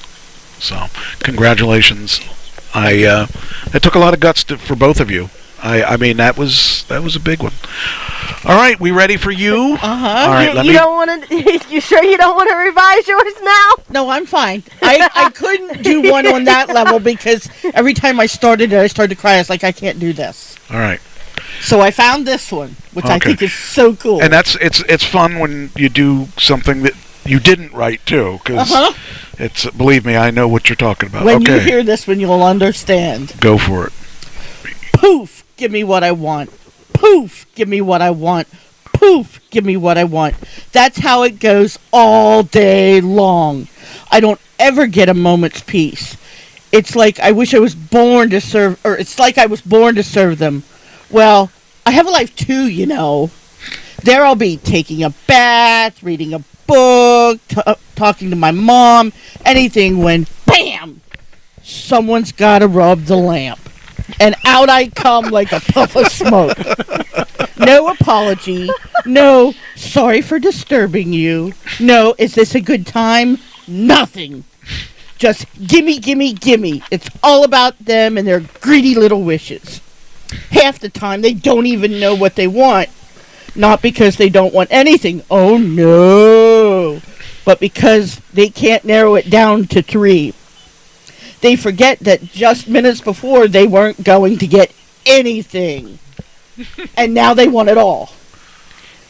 Seems like everyone tries the whole, can I wish for another 3 wishes gag? Do they really think that's going to work? Come on, do I look like a moron? Don't you answer that either. Well, okay, maybe a little silly in this stupid genie suit, but it comes with a job. Believe me, I didn't pick it out. I look like MC Hammer in his old poofy pants days. They didn't look good on him, and they sure don't look good on me. The fat just looks fatter, if you know what I mean. But back to people.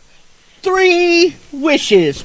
Uno, dos, tres. It's not that hard. They stand there throwing things out, and when I get ready to give them their wish, they say, I didn't actually wish for that. I was just thinking. Well, think a little faster, people. I don't have all day to watch you. Eeny, meeny, mighty, mo. Your choices. Get a clue. Know what you want before you rub the lamp. I like that. I like that a lot. Yeah, I like that a lot. Oh, now man. you see why I couldn't do the emotional. I had to do something different. So you were counting 1, uno, dos, tres. You're like 3 wishes, and I went 3. And I looked at Michael, we started laughing. When I was looking, because I was just one day at home, I was just kind of seeing what else was out there. Mm-hmm.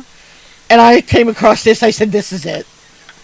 I was like, I've got to do this. That's why I was keeping it under wraps, because I knew you guys would laugh. It's called the Fed Up Genie.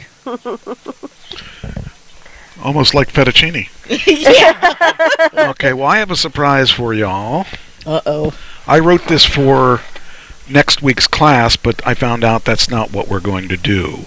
It's different from what. So I'm going to put me in the center now. Oh, we all get our spotlight tonight. Yes. And, I got to get you your spotlight back. Where are you? There you are. Why can't I get you? You got to be a little Thank closer. you, Ann. Come a little bit closer. All right. You ready? I have not rehearsed this at all.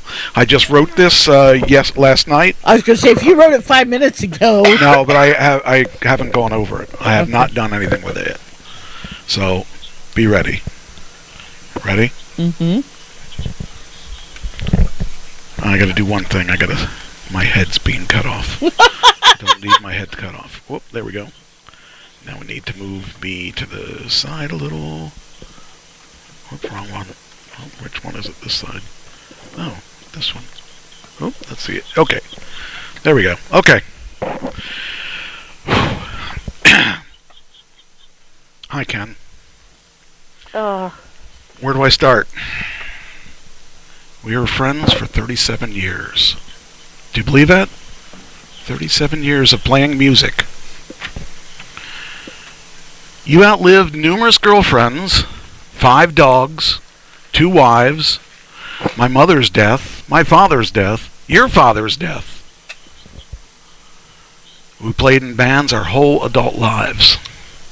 From Apathy to the Compulsive Liars Club to finally the Uncle Sam Band.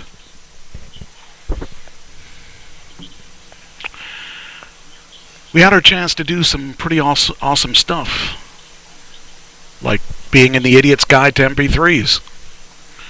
Being on 2 compilation CDs, 18 and Over Play Me, where we debuted the song Start Not the End, and our second compilation, Meet My Beat, with Remember Me, and following up with our own CD called Love in a Blender. We were on Jaybird's record label, and that eventually turned into The Orchard. And with that, we got on the internet for iTunes and Amazon, and we were even for sale in Germany. we were on cloud nine because we did all these things that we wouldn't have ever done before, and a lot of bands never ever get to do that. We were innovators.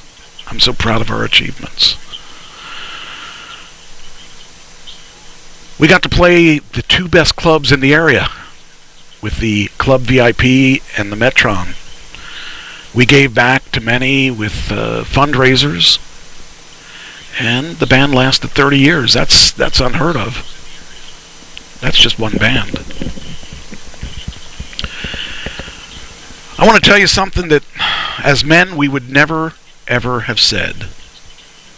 I loved you more than my real brothers. You always treated me with respect, and I felt you were always there for me. We never had a bad word to say about each other. And after you left, I was lost. Should I continue with our music? Remember my script, Vital Idol? The script for a weekly show that is kind of a mockumentary about us. I decided to go forward with it. It's won 14 awards at the film festivals. Also, all the songs we wrote were incredible. The last song we wrote, Love is Love, I entered into the film festivals as well.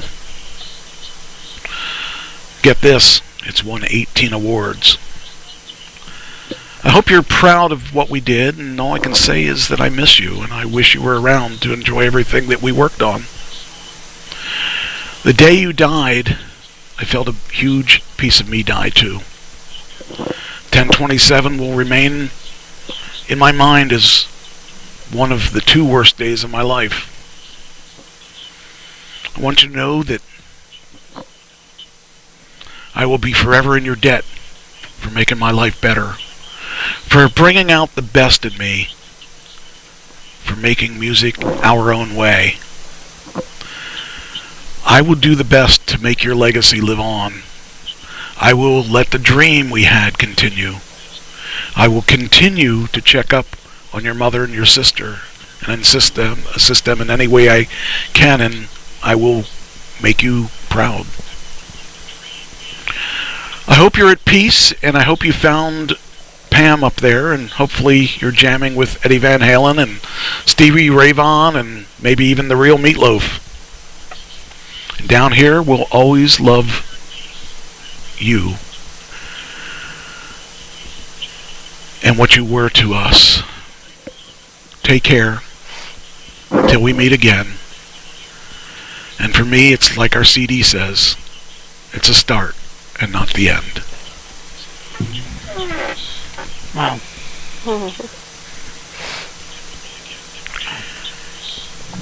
I couldn't have been more heartfelt than that. Yeah, exactly. I don't,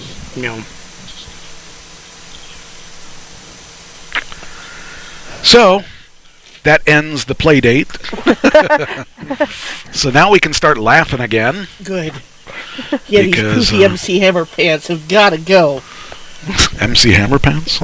That's your MC Hammer pants. I didn't tell you to put them on.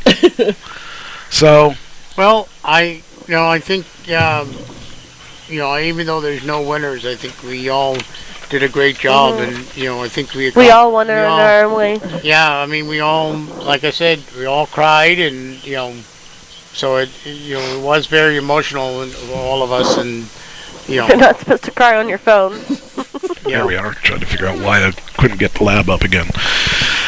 I have to redo this so that for Tuesday, but this is what I'm going to do Tuesday. I just have to do it differently. I can't do it speaking to him. I got to do it speaking to them, everybody.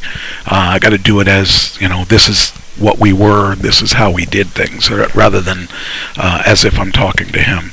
So I had to talk to him about that because I didn't know exactly what he wanted. And if I had done it this way, it would have been the opposite of what he wanted. So, well, every time I go past the exit for Ken, I kind of think, I remember when we would go there, band practice or whatever, and it still hurts inside but not like it used to. I can get past it without crying now, but I still I get real quiet and just like, okay, let me get past it and go. The worst day for me is Fridays, because that's when we practiced. Mm-hmm. Yeah. And I keep looking at the living room, and all his equipment is in the one corner, and I keep thinking, well, I ought to set it up and figure things out, because I don't know what I'm going to do. I still don't know what I'm going to do musically, because I can't just pick up and where we left off, because Ken not being around, that changes everything that we used to do. So, I gotta figure out, what to do. It's just kind of like, I don't know. It's just, like I said, a big piece of me died too, because I look at that and I look at everything we were doing, and it all made sense when he was here. We were figuring things out. We were trying to decide, how are we going to do this? How are we going to do our new shows? How are we going to do the videos in the background? And I had that figured out the last day we were together. I figured out how we were going to do it. It was just a matter of finishing the videos. And it's really different knowing that he's not there. And but a lot of times too, I think that helps with the healing. I know people have said to me that I take too long grieving, and I'm sure they've said it to you too. I don't think anybody can really. But it's not grieving; it's keeping their memory alive. Well, whether it's your memory of the thing them is, or our memory of them or whatever. It doesn't. Nobody can tell us exactly how we should feel. The only person that you're supposed to feel what you're supposed to feel. That's it. No one can tell us any different. And if they think they can, they're wrong. I still, when I think of Pam, I still cry. And, I have those little things around the house, the frogs. And I think about, how we used to joke about that. And then I start to tear up because I do miss her. But I'm glad she's not suffering like she did. I'm glad she's at peace, enjoying this new spiritual life that she has. But, that's my older sister. I miss her.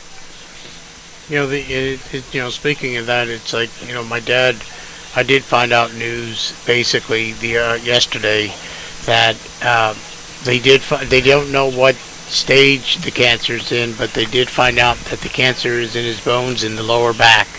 And the doctors are estimating 3 years at least. And I said to him, will it get better, will it get worse or anything? He said to me, it's a 50-50 thing. It may get better, but it's never going to go away. It's and could get worse within those 3 years. And it's one of those things where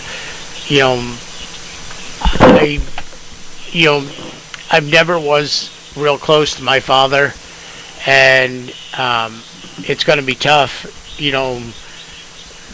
even though I don't call him, like my brother does often and all that, or as much as I call my mother. It's going to be a little tough, and then there's going to be a little relief too, that, and like I said in my script,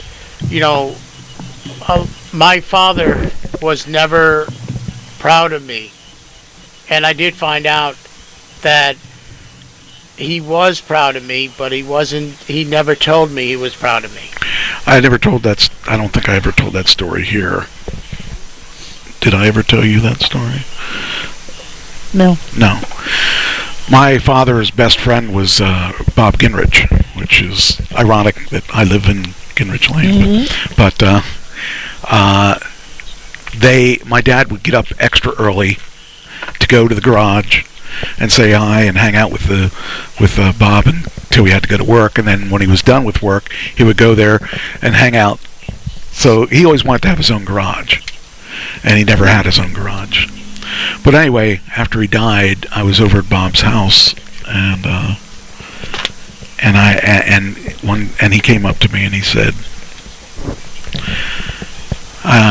your dad always had these pictures in his wallet. And he would always bring them out in front of the boys.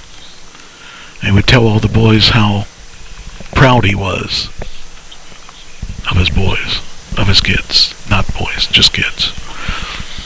And I said, why did he never tell me that?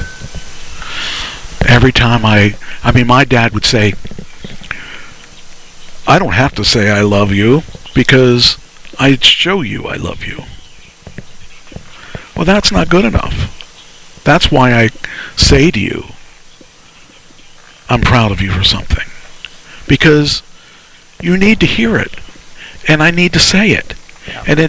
And I don't want to be that way. I don't want to be the way my dad was in that way. My dad was a good man. He would have given you the shirt off his back. He would have fixed your car for free. He would have done whatever he could do to make things work for you. But he would never say he loved me. And that hurt. And I don't care if that's the way you are. You don't have to be that way. You should say it, because when that person's gone, they can't ever say it then. Yep. And it doesn't matter how many times his friends tell you that he used to always talk about that. Yeah. It's not the same. Yeah, it's not. And so I try to express myself, and it's hard for me to do that because I was never brought up around that, but I try to express myself.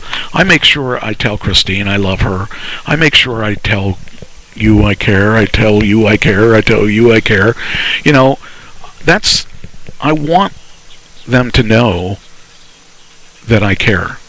I want them to know I'm proud of them when they do something good, especially, and when they do something unselfish and stuff like that. That's important, and at least to me it is.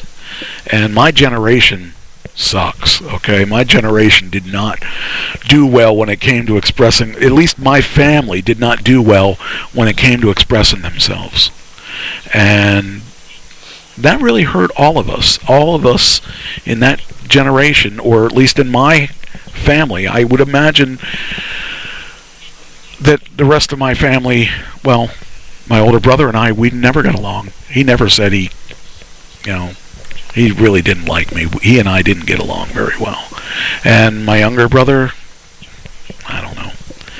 My sister and I are doing well together. Good. I'm very happy about our relationship. We had a 4-hour conversation on the phone the other day. Did it kill your battery? No. This phone actually, this 11 has good battery life. Oh, okay. But it just when we were done talking, I said, "Do you realize we were on the phone 4 hours?" She said, "What?" It didn't feel like 4 hours though, and I think when I called my dad and talked to him about this stuff, I think we were on an hour and 45 minutes, and I didn't realize that. And over that conversation, he told me that he may have not shown it, but he is proud of me, and I finally got those 3 words out of his mouth that I never hear out of his mouth before. I understand that. He told me he loved me, and I haven't heard those words come out of my father's mouth in a while, and every once in a while, I'll say it to him. I'll say it. I love me. I love me too. And he'll say it to me, and I'll say it to him, and he'll say it back. You're listening to Love Talk Radio. Yeah. Trash Talking Feelings. Yeah. The Feelings Edition. Yeah. And but Make sure you have tissues on standby. That's right. This is the tissue. This is sponsored by Scott Tissue. Subway napkins. Subway napkins. There we go. Subway napkins. Yeah, Subway napkins. Okay. But I appreciate all of you doing this. I didn't really know what to expect out of it. I really appreciate you making it light, because we needed that. Hey, I knew when I started to do what they were doing, I was like, I can't. I couldn't. I mean, the letter I wrote to my mother was 4 pages long. Well, I was like, yep, nope, I got to go a whole different direction. Yeah. Well, everybody did a good job. I didn't know what to expect when we got it. I thought, oh man, this may be too much. And as you were doing yours, I was thinking, oh, maybe this is too much. Sorry. Well, no, I wasn't sure because I wasn't sure how people would react, but I noticed. Trash confessions. I love it. But I appreciate the people that stuck around and hopefully hopefully they understood what this was all about. And what this is about is, if you want to be an actor, actress, whatever, you have to be vulnerable. You have to let you put yourself out there, and all of you have done that. Yeah. You did yours with the genie. I like that. Actually, I wouldn't mind doing that script myself. It actually was pretty interesting. But because I need to have some monologues prepared, and I do have some monologues prepared, but I like that one. That turned out pretty good. I liked. I told you just like the MC Hammer and Poopy Pants. I told you, if I had $3,000 or whatever, I can go be an actor like Mike is. You don't need $3,000. You need to have ambition, and there are other. And by the way, 3,000 is. I wish it was only 3,000. Yeah, I know. It's going to be a lot more than that, and it's already been more than that.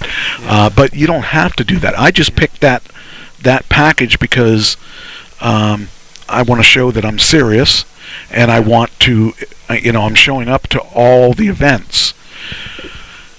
It's an expensive thing to do that. You don't. But if you really want it to do it, there are ways to do it. First, if you wanted to do it on a budget and realize that you don't know what you're doing, because I don't know what I'm doing, right.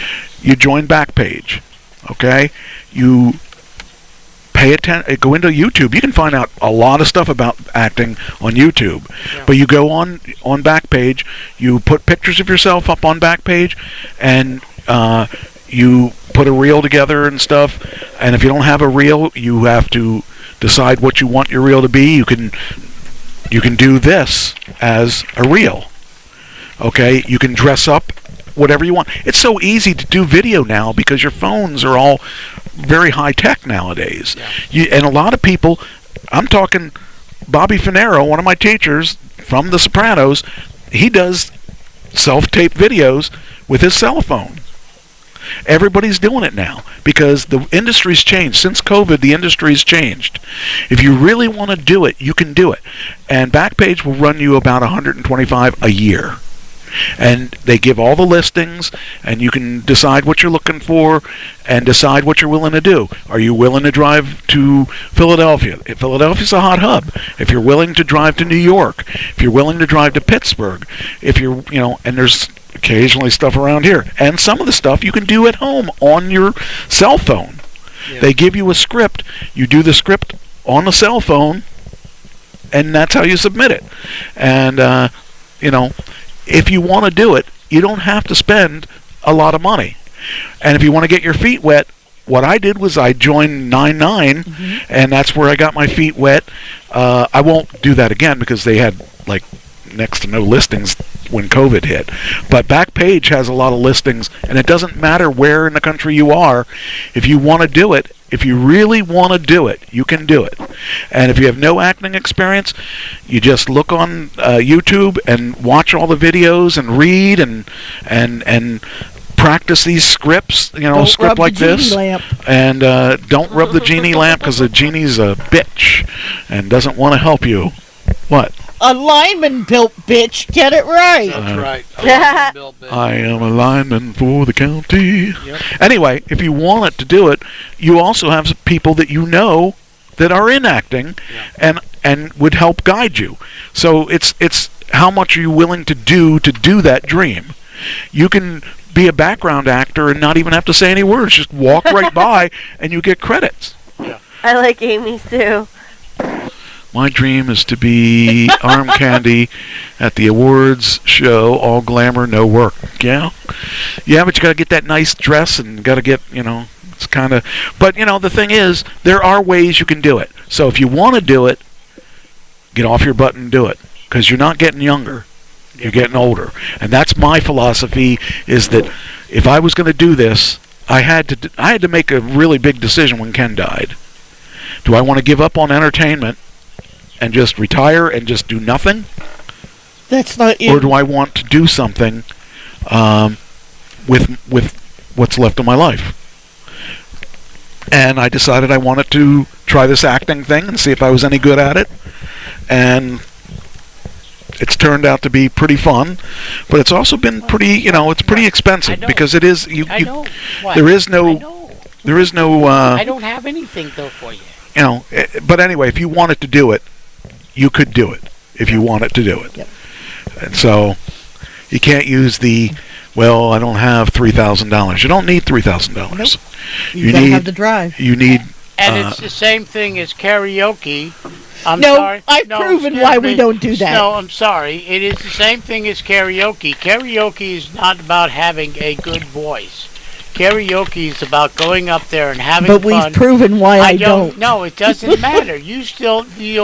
Basically you're using the excuse like I'm using the excuse. I don't have $3,000. You're saying because I don't have a good voice, I can't do karaoke. No, that is false.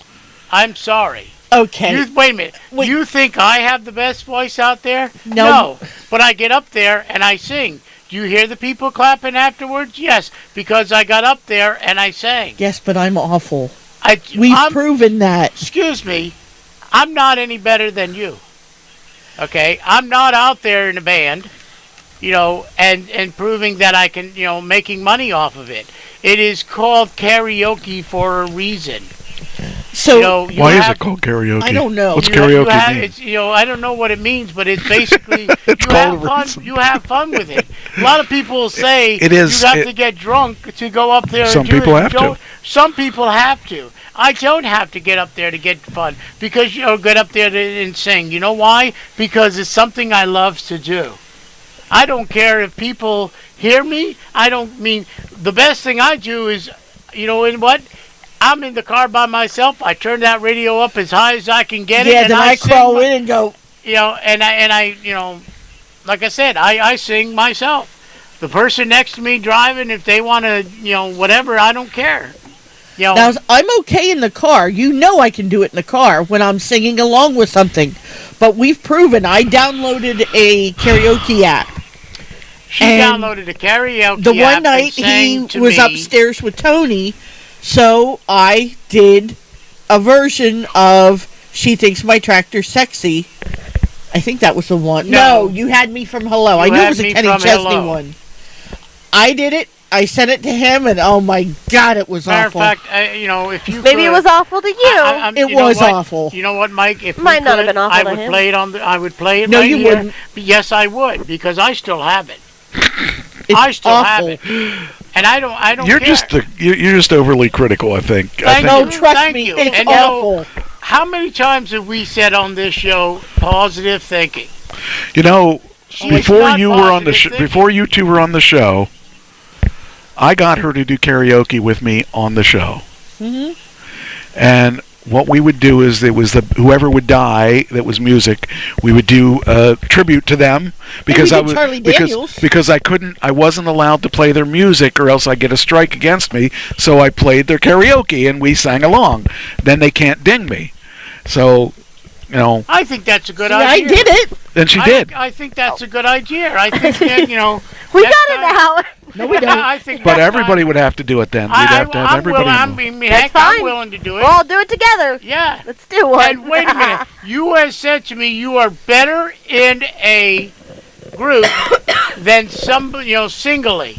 There's your answer. So guess what, lady? If he agrees to it, we're going to do karaoke, all four of us or all three of us, whatever. We are going to do karaoke on the show again. Yes. And you are going to have to do it. All four of us. I'll be the judge. No. You lose lots of zeros. I think, you know what? I think the board should vote on that, and we'll get back to us next week. I am. Where's Cheyenne? Cheyenne. She says so. Yes. Anyway, Amy I think Sue, we should have Ann vote on it. Amy Sue, I do get what you about Hugh. I do get it. It's rough, and he was a good man, and he died in such a strange way, and just It's really weird. It's sad to, they always say, God takes people out of this world for a reason. Amy Sue will risk her few zeros. It's the mystery is why did he take Ken the way he took him? Or Pam. Or Pam, right. And the same thing with, Trish's mom. Or my dad. Right. My dad, I was 25 when he died. Do you realize I've been alive longer since my dad died than before he died? Yeah. Those are the mysteries of one of the things why or how God takes these people out of our lives. Well, I saw this on Facebook and I saved it because it really hit home to me. It says, I cried when you passed away, I still cry today. Although I loved you dearly, I couldn't make you stay. A golden heart stopped beating, hard-working hands at rest. God broke my heart to prove to me he only takes the best. And then it says, keep this roast going for anyone in heaven that you've loved and lost, and keep in your heart. It's sad. It's and I still answer. I ask that question. Even though it may be 3 years, 4 years, or whatever. I ask I'm 10 years on my brother. I question. But I didn't. God, I wasn't close and to I him. say, you gave my father cancer. Why? If you're going to take him out of this world. Well, first off, was he a smoker? No. What's she doing over there? What's she got? No. What does she got? No. Can't. No. Hold on. I gotta turn this off. People don't Want to hit the clips. Got him? She saw them on the. I had them over on the humidifier. Come on. No, she does it so you can give her a treat. Yeah, I know. You did say later. You want this? You gonna be good? No, you're not. You gonna look for more trouble? Anyway. But as I was I like saying, to turn me on. As I was saying, God. Sounds wrong. I ask him, why, and I really don't expect an answer. I say, why if you're going to take my father out of this world, why with cancer? Why make him suffer? He's not, the best person in the whole world, but he's, one of those things where he's worked all his life very hard. He's owned his own business. He's done what he needs to do to get by, and now you're going to make him suffer before he dies. Well, I mean, there's lots of things you probably don't know, and there's lots of things I don't know, and I wondered why my dad, being at the age of 50, had died, and suddenly, he didn't have to suffer. My mother, for the past year and a half or whatever that she was in, she didn't take care of herself, but she made it to 80, and then there's There's a reason, whether we realize it or not. There's always a reason. And it always affects the people that you don't, I don't know. I just wondered, have I ever told the story of how Hugh died? I think, I know Trish knows. Yeah, I know. I don't know. They don't think know. You know because no, they don't know. It's before you get into that, the one thing I did find out yesterday, my dad finally gave me the compliment when I told him that I'm doing very well on the job and everything. And he said to me, good luck with the job. And I've never heard those words come out of my father's mouth before in any job that I got. It was, and I don't know if this is because of the way, what's going on in his life, or if he's just trying to tell me that he's proud of me finally in that way or not. But I'm going to take anything I can at this point, and Trish and I are probably not this year, but next year probably planning a trip going down to Florida, maybe on a Thursday and coming back on a Sunday, and going down and seeing him. So I can say, if it does happen within that after the year, I can actually say I did see my father before he died, and I can actually say, you know, that I'm at peace and stuff like She that. has something. Looks like she's just laying there. She has something in her paws. Can you Cheyenne. Can you see Ashley? Cheyenne. No, I can't. Cheyenne girl. She has another bag. I don't think you should get a treat See a this bag over time. there, Mike. There, it's not. You can't see it because it's right around the corner. It's right where I the don't trash think you can should is. get another treat. Would you grab whatever it is? She's. I don't. I think it's another bag of the That's something. why you're doing it. See this? I shouldn't reward you for being bad. I never reward. No, she doesn't have a. Right there. Whatever it is, right there at your foot. Whatever it is, she What is has- it? Let me see it. This is Clothes hanger. What she had. Pants hanger. It was all on that dehumidifier that I just throw that in the garbage.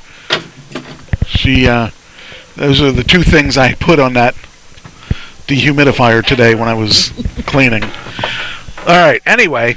All right. Yeah, sit right on my foot so I can't move it there. I don't know. Do you want to hear?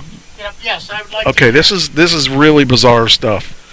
So Hugh and Amy Sue have been together. We're together forever. I mean, I've known him. I met him.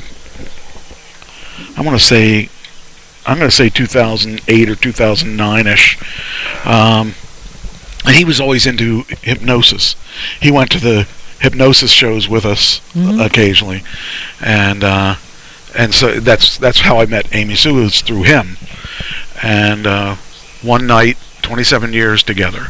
So yeah, a little time together. We we'd go to the Rich Guzzi shows, and actually he kept getting hypnotized, and he would never see the show because he was hypnotized, so he ended up being on the show, much like someone else we know who was on the show. And Why do I have this sudden urge to sing like a virgin? and yeah, it's because you're saying about Ashley, who was on it one time, and one time. One time? One time. And anyway, so they had a babysitter, and they came home, and it was raining really bad. He took the babysitter home, and on his way back, there was a tree that had fallen in the middle of the road. So there were people that were trying to move the tree, and he got out of the car, and he decided he was going to try to help them move the tree. And when he was moving the tree, I think a branch or something fell down, and it killed him. Yep. Wow. And that's just, he's a guy that was always into being in shape, and he was he wrestled in high school, and he just, it just was like it was a shock because he was always in good shape. So that was really a shame that he died that way. And so it was out of the blue. It was totally out of the blue. And I just it was just so weird to hear about that happening, And they really weren't prepared for anything, and I know it threw Amy Sue for a loop. It still does. Yeah, but she's standing as strong as she can. Everybody around. They have a daughter, so they gathered around her to help her and support her.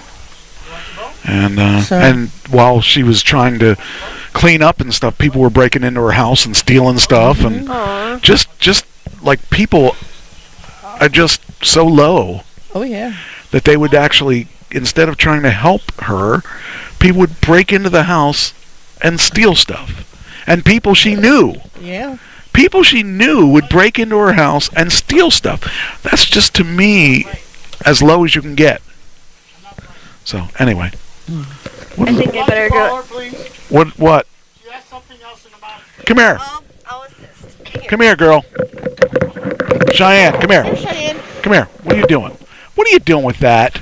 Cheyenne. I have no idea what it is. Don't get that. That's not for you. Oh, geez, it was. I usually kept cords and stuff in it. Won't be much luck for cords now, unless I want to have a cord that goes through. Now she's waiting for a treat. Yeah, well, she's not getting one. Go lay down. Go lay down.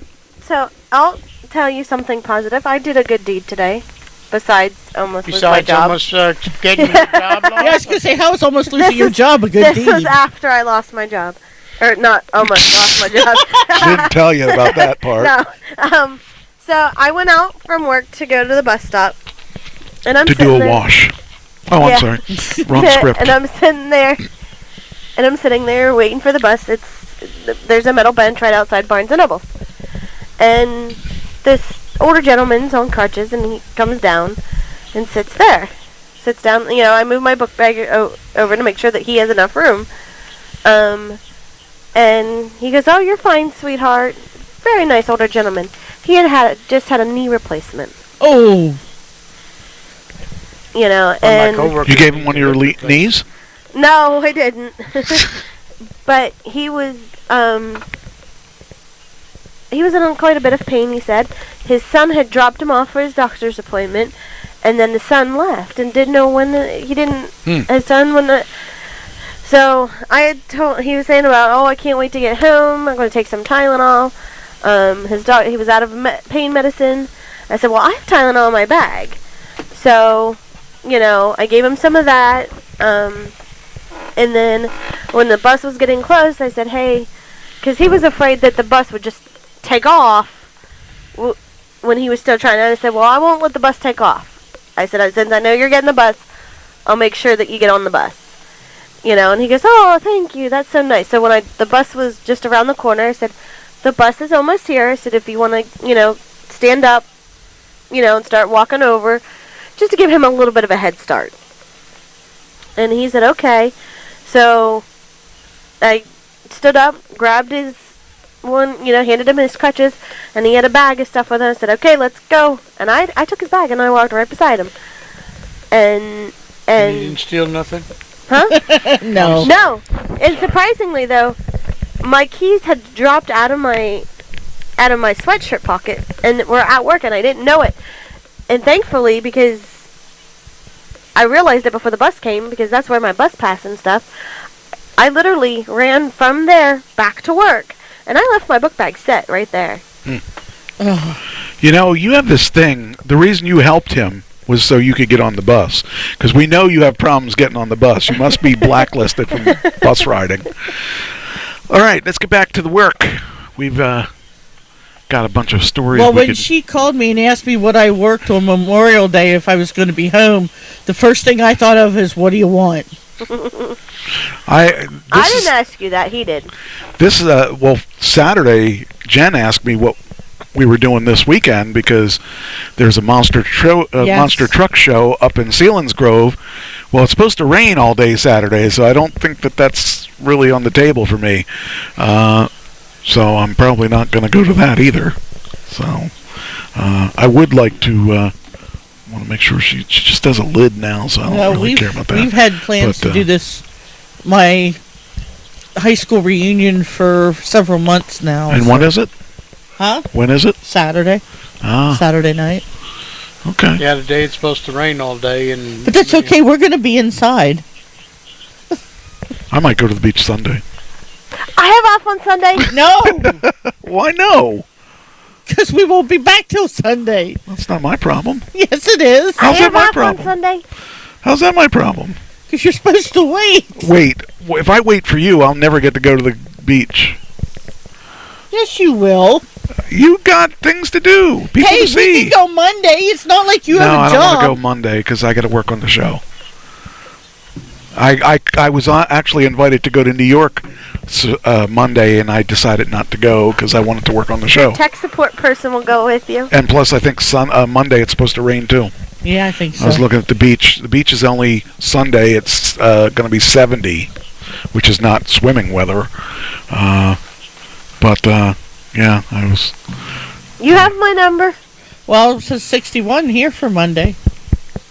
Well, I'm not going Monday. And Sunday's only 57. Well, low of 57. Anyway. You missed the point that I'm not going Sunday. Yeah, I know. Thank goodness. I wonder if I left my phone. You mean Monday? Did I leave my phone upstairs? He's not going Sunday or Monday. You probably did. I did. I don't have my phone. Uh-oh. I was going to look at the Brigantine, but I think that's what I have it set for. I guess you guys get me all riled up and I forget my phone. Anyway, all right.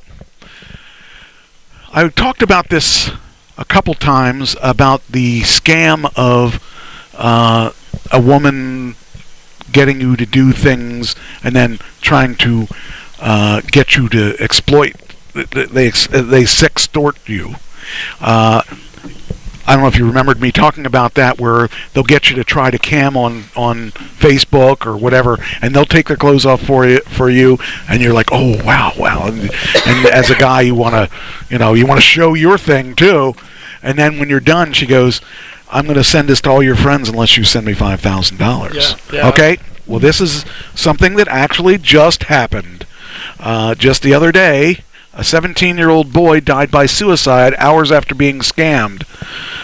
He fell for that exact scam, and he didn't know what to do, so he killed himself. Wow. So I think if they find that scammer should be held up for charged with murder, because there's just no. The thing of it is, you know it's a scam, and if you're smart enough, you go ahead. And well, the thing is, a 17-year-old boy, but even an adult doesn't know that they probably don't have anything on you at all, and are just they figure that you'll do it just because your friends aren't gonna, you don't want your friends to see you naked or whatever. So to me, it's so. I would have turned around and said my friends already did see me naked. But like Amy Sue says, at least manslaughter. They should do something, but the chances are they're Nigerian, and chances are there's nothing they could do about it. Yeah. It just sucks that anybody. If I had to be held responsible for someone dying like that, oh man, I'd have a tough time. It's bad enough. I wonder if the person who scammed that boy knows that he committed suicide. Probably not. They probably think that they had him. Doesn't care. Say it was his stupidity for believing the scam. So it says Ryan received a message on a school night in February from someone he believed to be a girl. Within hours, the 17-year-old straight A student and Boy Scout had died by suicide. Somebody reached out to him pretending to be a girl, and they started a conversation. His mother, Pauline, told CNN, fighting back tears as she described what happened to her son days after she and Ryan had finished visiting several colleges he was considering attending after graduating high school. The online conversation quickly grew intimate. Now, that's what happens to me. Like, all the time these girls say, hi, handsome, or hi, how are you? Hey, and then they start talking about, well, I'm interested in having a relationship with you, and I'm saying, no, I'm not interested in having a relationship with you. And then they say, why, are you gay? And I'm like, no, I'm not gay. I'm just not interested in having a relationship with someone that's 25 when I'm 30. Yeah, something like that. And plus, I know it's a scam. And third off, I'm not going to get jerking off on some girl that's on a cam that, it'd be one thing if it was my girlfriend, but it's, but with my luck, my girlfriend would use it against me and make me pay her $5,000 or something. I doubt that the scammer would care. They scam for a living, so they have no conscience. That's true. That is true. That is true. They don't care. They think that we're Americans and we have so much money.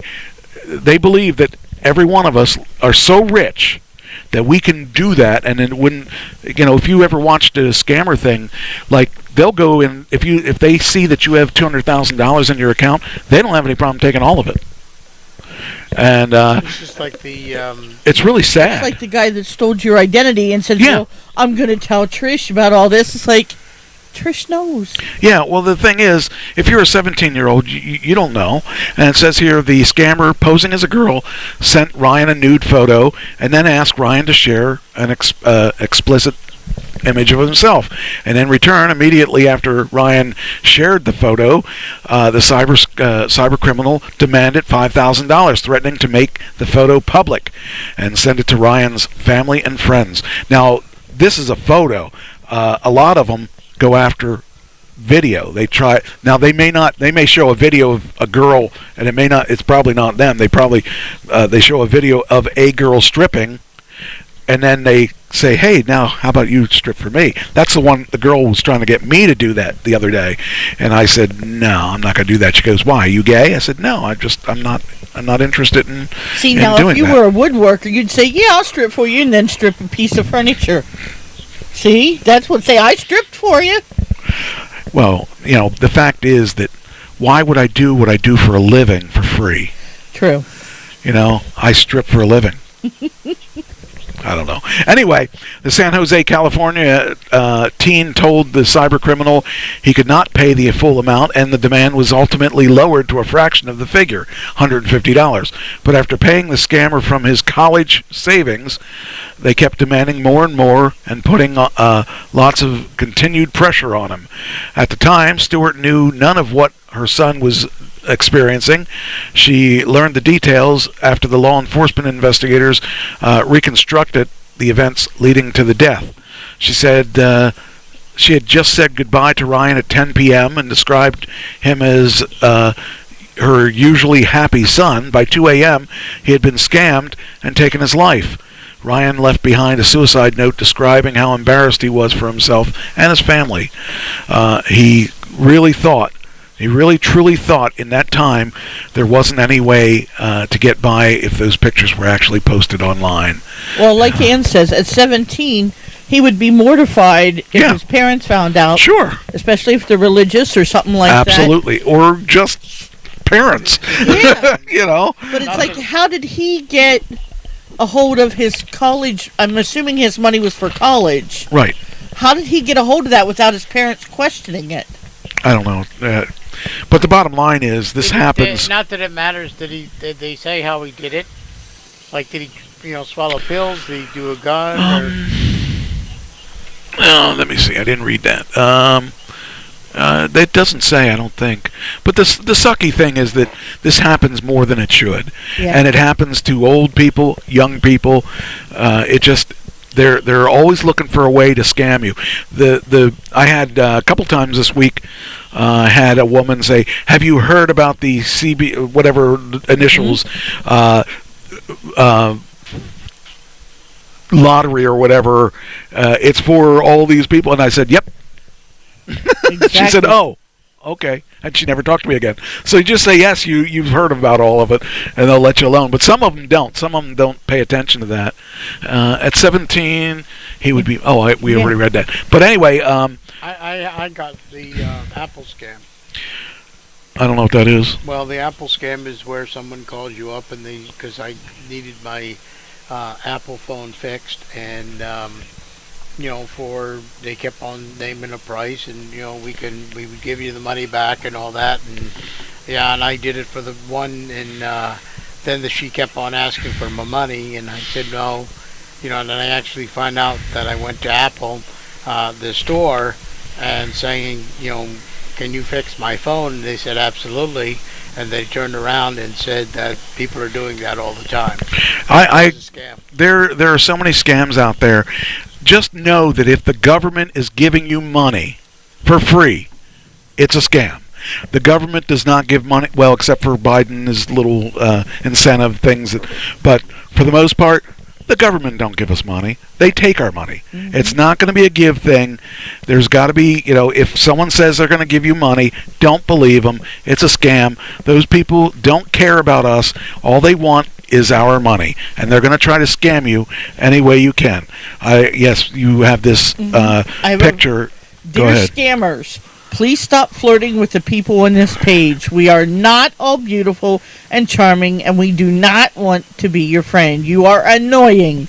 Oh, and by the way, we will not give you any money. Go away. I like it when they don't realize that you can tell they're not from this country because they'll use a girl's name and have a picture of a guy, or use a guy's name and have a picture of a girl, and they don't know the difference. Or they'll ask questions like you say many times. Where are you from? Yeah, there's by the way, they also wonder if I can, let me see if I can pull up the conversation I had with this girl.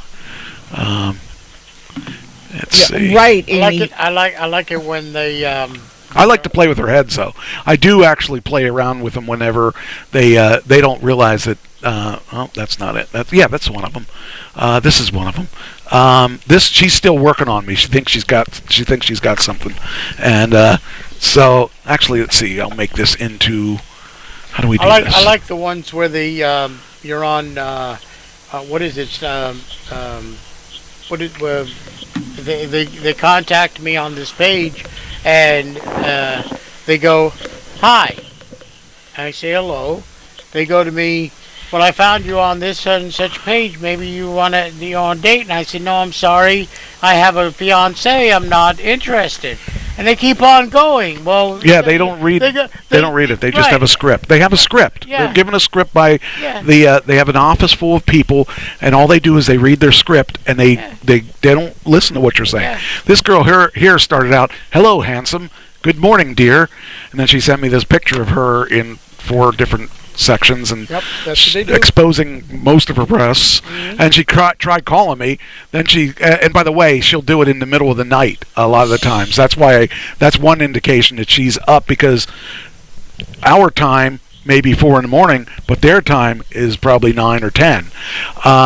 Do you care for a chat to get to know each other? I said, I don't video chat, sorry. She says, oh, really? Oh, her word is, oh, really? She likes, oh, really? Oh, really? Just trying to see who I'm talking to. That's all. And I hope it isn't a crime to chat and get to know each other better. I am working and I don't mind chatting, but I don't do video. Oh, really? And then she erased something. She goes, are you married, and how about kids? And I said, no. I didn't answer. I just said no. She goes, am single, never married, with withdrawal, no kids, but I have been in a bad relationship before, and I don't want that to happen to me anymore. I understand. I like being single. Oh, really? Yeah. You ever been in any kind of relationship before?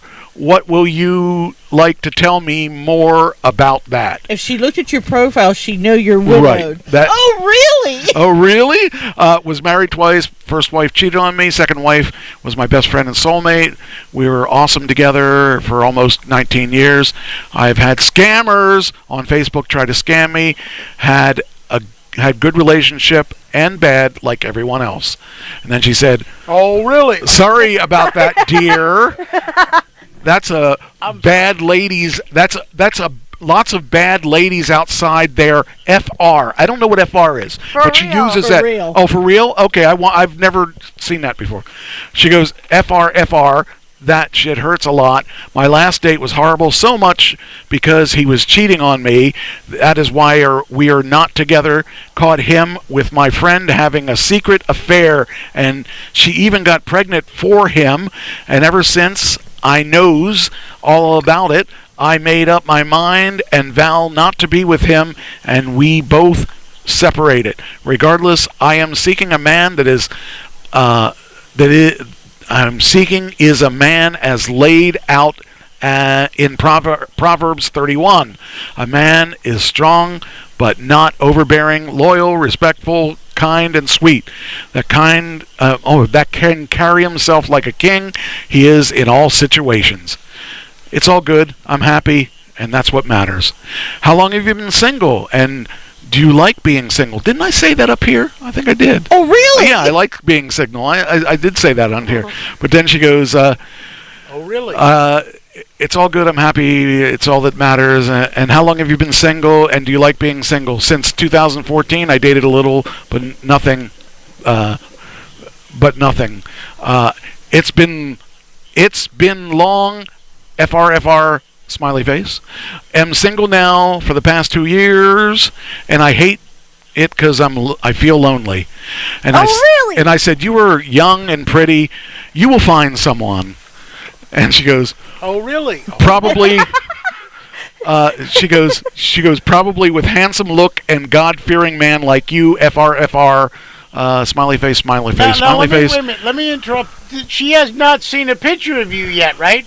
Well, if she went to my profile, she might have. Okay. All right. I don't know that she even looked at the profile because I don't think people do. She probably hasn't seen a picture of you yet.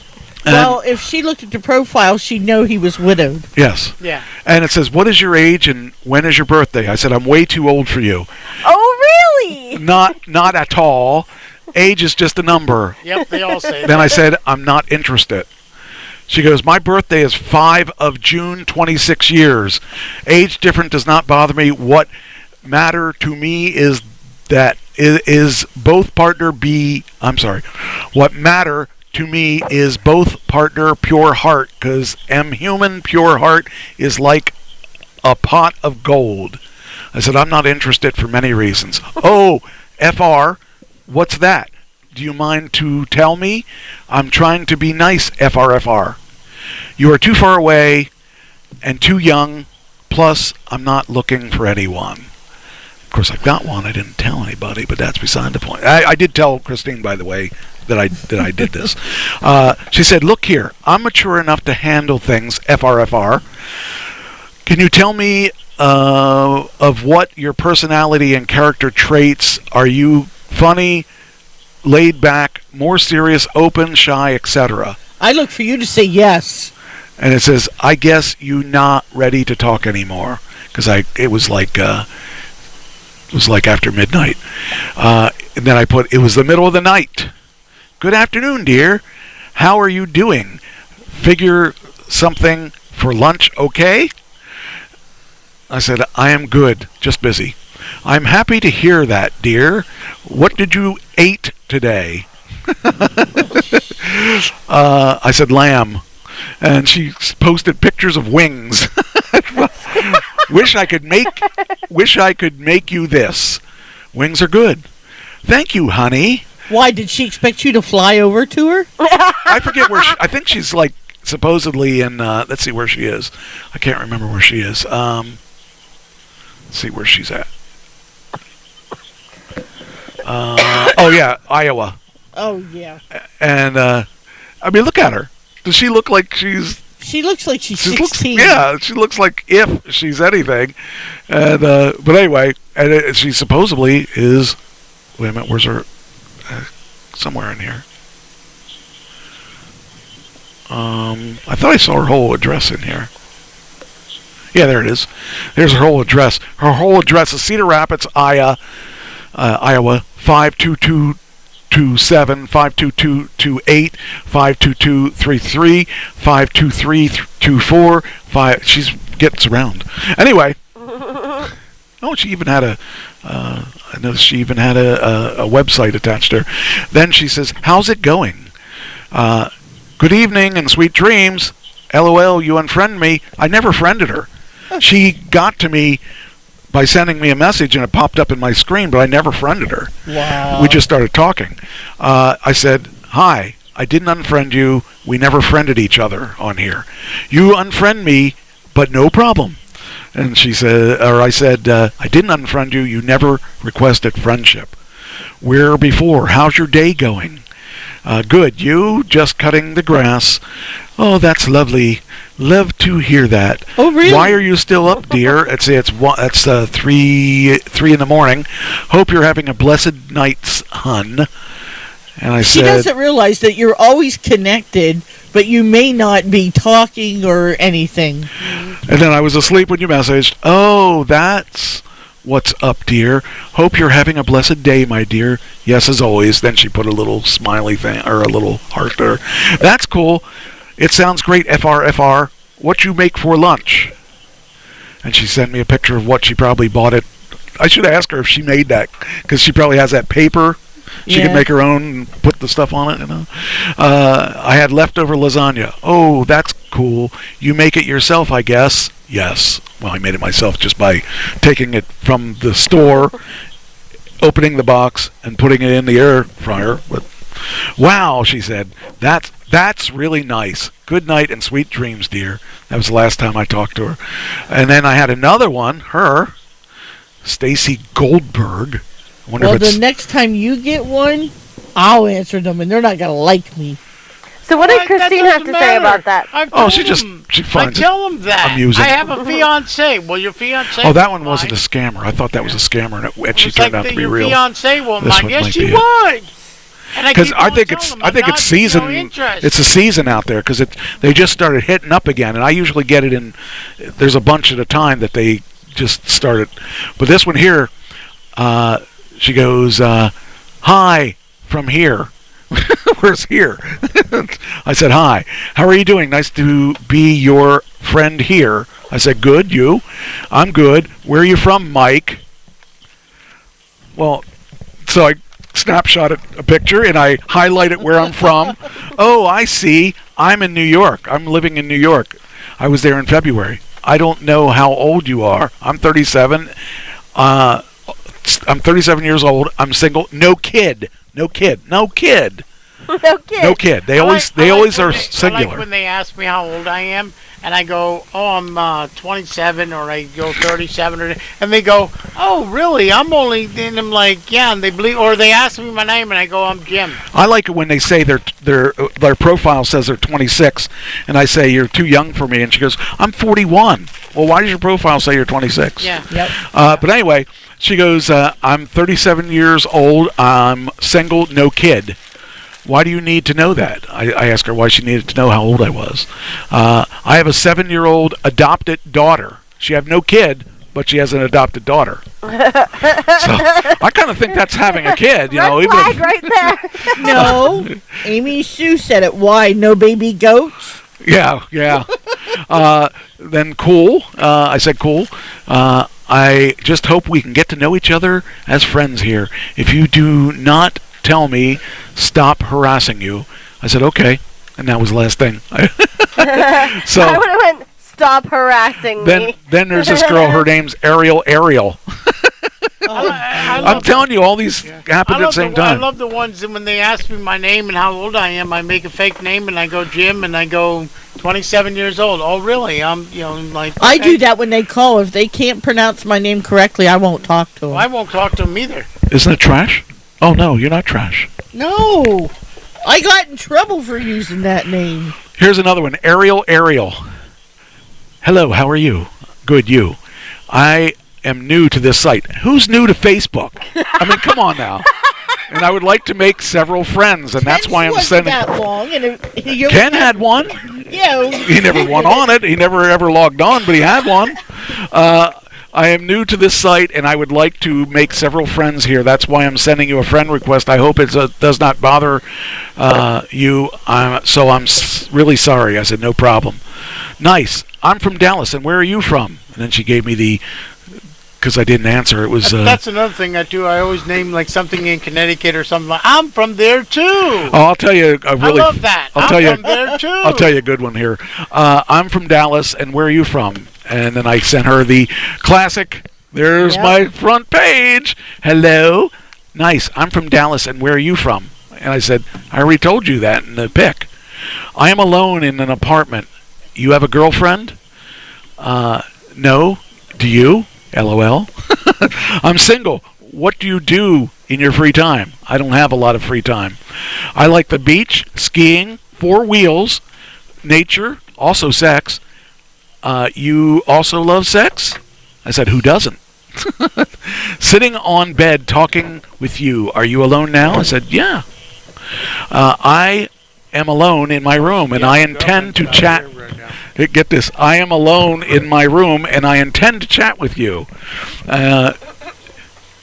for sex. So, do you want to see me naked in my room alone? No. Sorry, I'm not here for that. I'm at work. You are gay? No, you are gay. I said, no, I am an adult. Promise me one thing that stays between you and me, okay? I want us to get excited on cam. I'm not interested. Okay, sorry. No problem. Okay. That was it. It's like if you turn them down for all the things, and it's like they don't know. Mine just keeps on persisting on going and going. I tell them I have a fiance. Well, do you live with your fiance? Yes. Oh, well, she won't mind, will she? Yes. Hello. Oh, this one they actually. Oh, she actually took out all the. She deleted everything. Wow. Well, this was one that said, "Did you know about the government whatever?" Well, that's the one that I sent you that I thought was your friend Doug, and I was like, he might have been hacked. So no, it was just kind of like I've been getting a lot of them lately. Here's another one. Rainer JB. She says. Yep, she contacted me because remember we were talking about this last week. I love the one that you talk to a person and then they use the same photo, and it's like I know that's not you. Why? Because then they pause like a good 5 minutes and come back and go. Well, that's my friend, my twin. Oh, you have. Oh, I don't even get that answer. Oh yeah.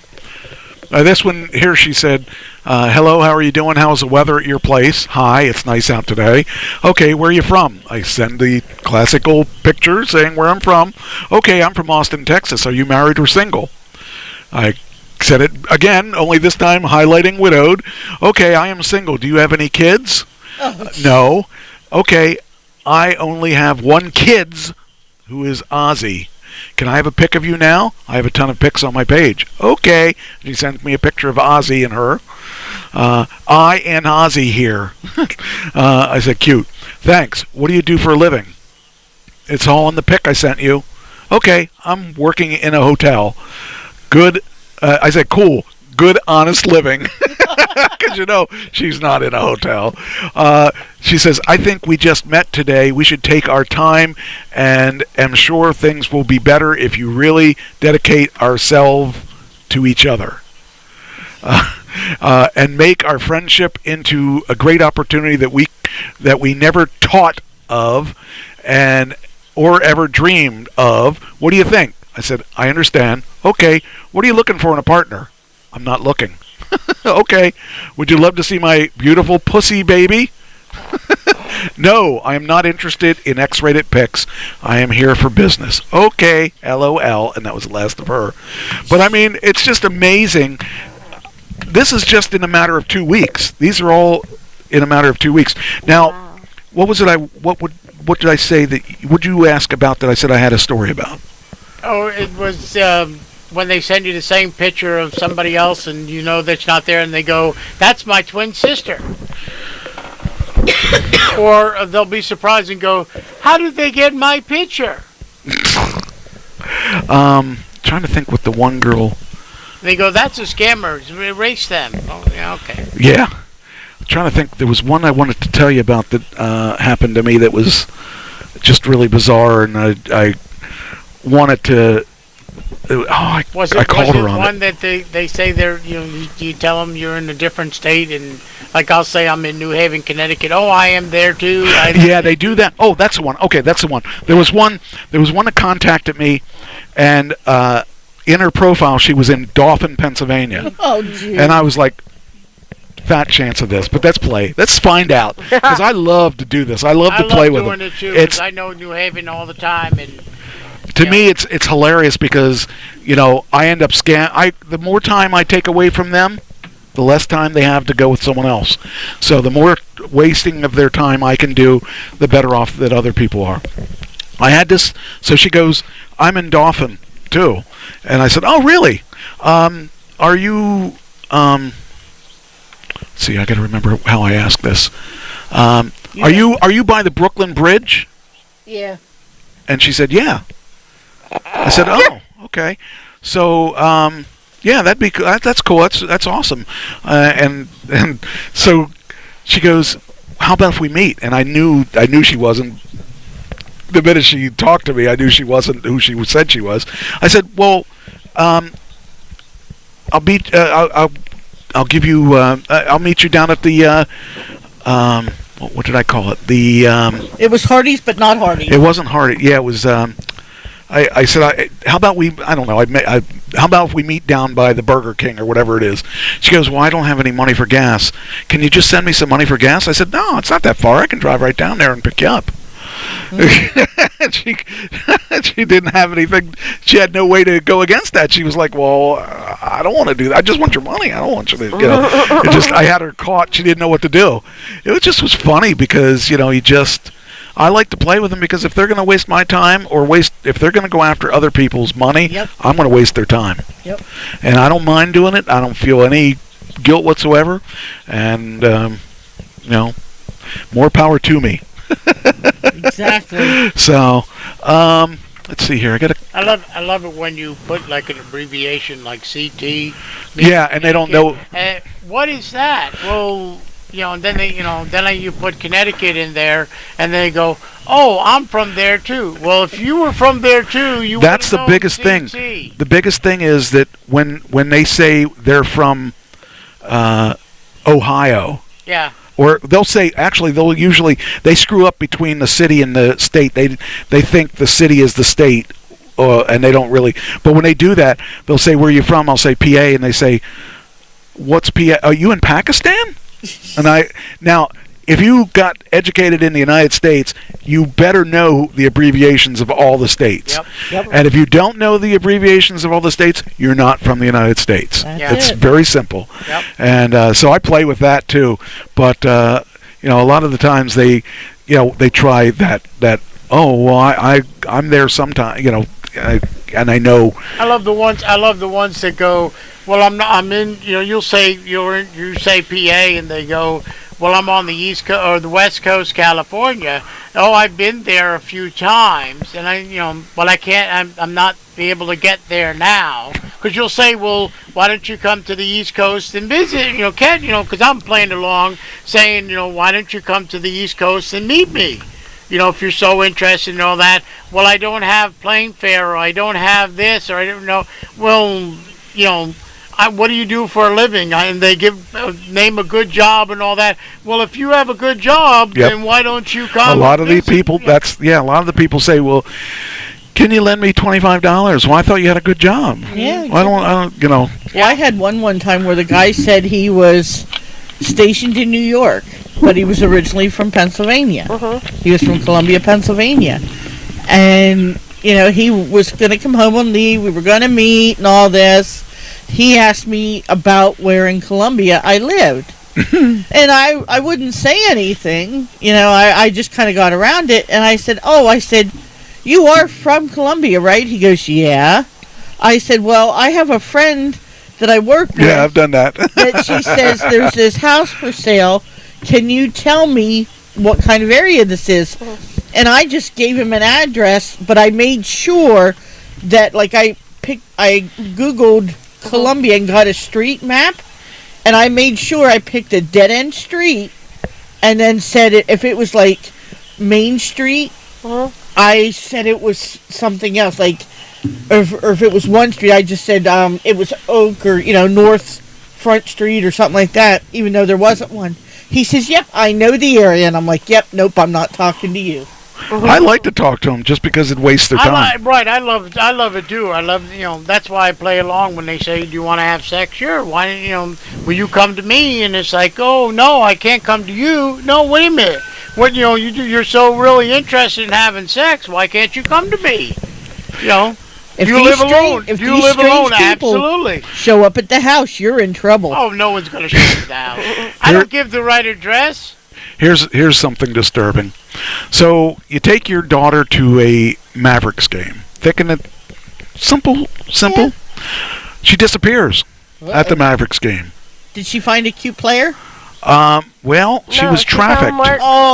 She found Mark. What's his name? Mark Cuban. Yeah, Mark Cuban. Hey, if my daughter wanted to go with Mark Cuban, I'd say more power to him. Just make sure I get my share, because if I'm gonna.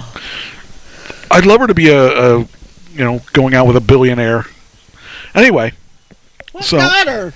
Huh? What daughter? I would make a daughter just to have. Oh, okay. I want to be Mark Cuban's friend. That'd be awesome. But anyway, so the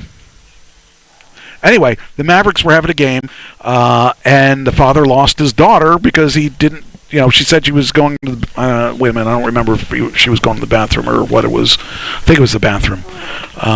Here we go. 8 people were arrested in Oklahoma City for allegedly trafficking a 15-year-old Texas girl at Dallas Mavericks game last month, and the girl's family is questioning why more wasn't done to get her home more quickly.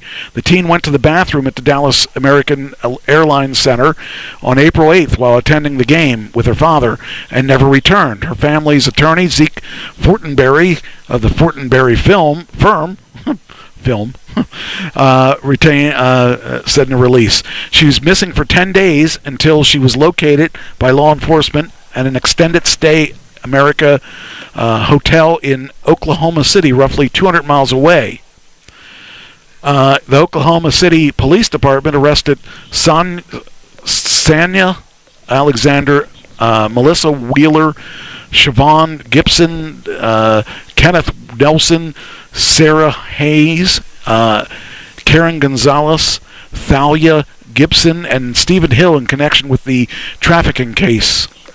We're thankful for the work by the Oklahoma City Police Department for the recovery of our daughter, the mothers said in a statement. My heart breaks for the unimaginable things my daughter had to endure for 11 days that she was taken, and I'm so glad she's safe. We work toward her recovery. So these people here ended up trafficking her. Wow. These things really do happen out there. Mm-hmm. These people, and if you look, these people don't look like, they look like they're criminals to me. So the family's demanding answers as to why Dallas cops or the American Airlines Center did not do more to track the girl down sooner, as why the extended stay America allowed a registered sex offender with a fake name and ID to rent rooms. So apparently they've been doing this for a while, and these people are out there and they scare me. I mean, because not that I have anything to worry about because I don't have a daughter or anything, but man, if I found that out, I'd be going out. Another person. Yeah, I mean, it's just horrible. Here's another one. Man offers $1 million to the cops to let him go after punching out a woman in the face. He just wanted to go. What is the price tag? What can you get away with to punch a woman in the face? There's got to, if the price isn't $1 million, what is it? Let me punch you in the face. That's just crazy, though, to think that the guy would actually, because now you're not only looking at punching someone in the face arrest, but bribery, yeah.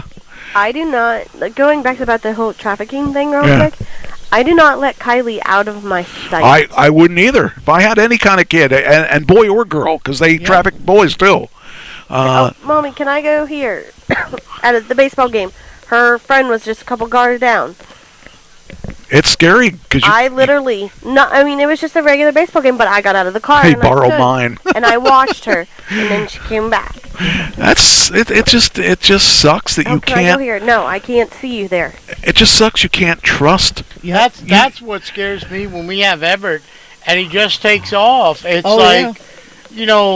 we were at the grain fair, and he just took off while his mother went somewhere else, and it was like we turned around. We saw him sitting on a bench. Next thing we knew, he wasn't sitting on that bench no more. And it was like he kept on saying, I want to go to see the animals. I want to go see the animals. Well, damn it, he went and gone saw the animals, and his ass probably got whipped when he got home, too. Because, that's where he was. How do you know someone's not going to take him? He doesn't in a realize place like that. There's a lot of people. Well, there's all kinds out there. Here's another guy. He's a former high school band leader. He ran a cult-like group for students at his farm. This guy even looks creepy. So he basically was forced out of his job as the teacher. And they suspected him of something. They didn't know what all he was doing, but he apparently, a couple weeks ago we talked about that cult leader that slept with a 12-year-old, and so the guy's mother is only 12 years older than him. I mean, these things happen, and you think it's just the Lifetime movie of the week, but these things actually really do happen. This guy, scumbag that he is, was running a cult. He, as a former Florida high school band leader, ran a cult-like student group that tracked their locations and the clock while compelling them to pay fiefs and labor at his farm to prepare for the apocalypse. Former Lee High School band director Gabriel Fielder and guidance counselor Lenny Finelli both resigned this month after shocking allegations emerged from former students about the Elder Council. Finelli, who aided Felder in running a society, was eventually accused of inappropriate sexual correspondence with a male student whose therapist contacted the school to report the allegations earlier this year. Elder Council participants said that they were subjected to manipulation and exploitation by Fielder, who told them he was divine presence and hosted regular meetings at his 13-acre farm. He basically told us that he had such a close relationship with God that it was very, very, very rare and uncommon for him to get things wrong. Wow. Can you imagine being like a young, impressionable kid and being told this kind of stuff, and you want to believe it because you always want to believe adults. Yes, and you can't. Okay. So this guy here, they're going to be going to jail, I would imagine. So, but yeah, it's just kind of, that's weird that and it's scary that these things actually are out there and happening to these people. But just as, I don't know, I just really feel bad. Let's see here. So are we going to do a show next week? Because being Memorial Day? Probably. Okay. Do you want to do a show next week? I'm okay for it. Or do you want to vote on it? I mean, I don't know. I don't. Do you guys want to do a show next week? If I'm able, yes. Okay. Fine with me. Yeah, I'm good with it. Okay. I just usually plan on doing it because it's fun. It's something to do that. Well, yeah. I think that we haven't broken it on what you do on Monday. We haven't broken any laws yet. Anyway. Oh shoot! I have a bunch more. I'll do a couple more. Oh, that one I can wait on. That one. Oh, this one was. Who gave me this one? Oh, my sister gave me this one. You want a new job? Yeah. How'd you like to make $123,000 a year? Doing what? I didn't ask you that. How much? It's legal. It's legal. It's legal. Okay, sure. You're into it? Uh-huh. Okay. Here's your new job. You're going to get $123,000 a year selling dead mice. Nope. I hate it. I get so much hate, but it's a bit of fun. Nope. So they take these dead mice and she poses them. Look, she's got little money and all that around there. She sells them as art. Ain't happening. Sorry. Oh, why not? It's dead mice. No. I know the dead mouse market is probably, with inflation and everything, they're probably not. You probably make $246,000. No, thank you. Why wouldn't you want to do that? I don't like mice. You're selling them. Computer kind. You're selling them. I don't care. Oh, you're just no. My sister gave me this, so I figured that's her next business venture. I actually forgot it. This was from last week that I didn't get to put in the notes, and I looked. She goes, "Wow, did you see that article?" She said, "Sometimes I send them just to you, but sometimes I send them for your show." And I said, "Did you send?" And I looked at it. I said, "What I do, I just send them to you, whether you." Well, I didn't do the ones from today that you sent me, but yeah, I thought that was funny that I saw. Selling dead mice, yeah, that's a ticket. Ain't happening. I'll save that one. Oh, here's the one I was talking about, from the elementary school, or the elementary school. 20. Oh, it's 20 now. 20 killed in a shooting in Uvalde Elementary School. So it was 14 when I first looked at it. When I copied it and put it in my notes, it had become 15. Says here, 10-year-old girl, 66-year-old woman in critical condition at the University Hospital in San Antonio.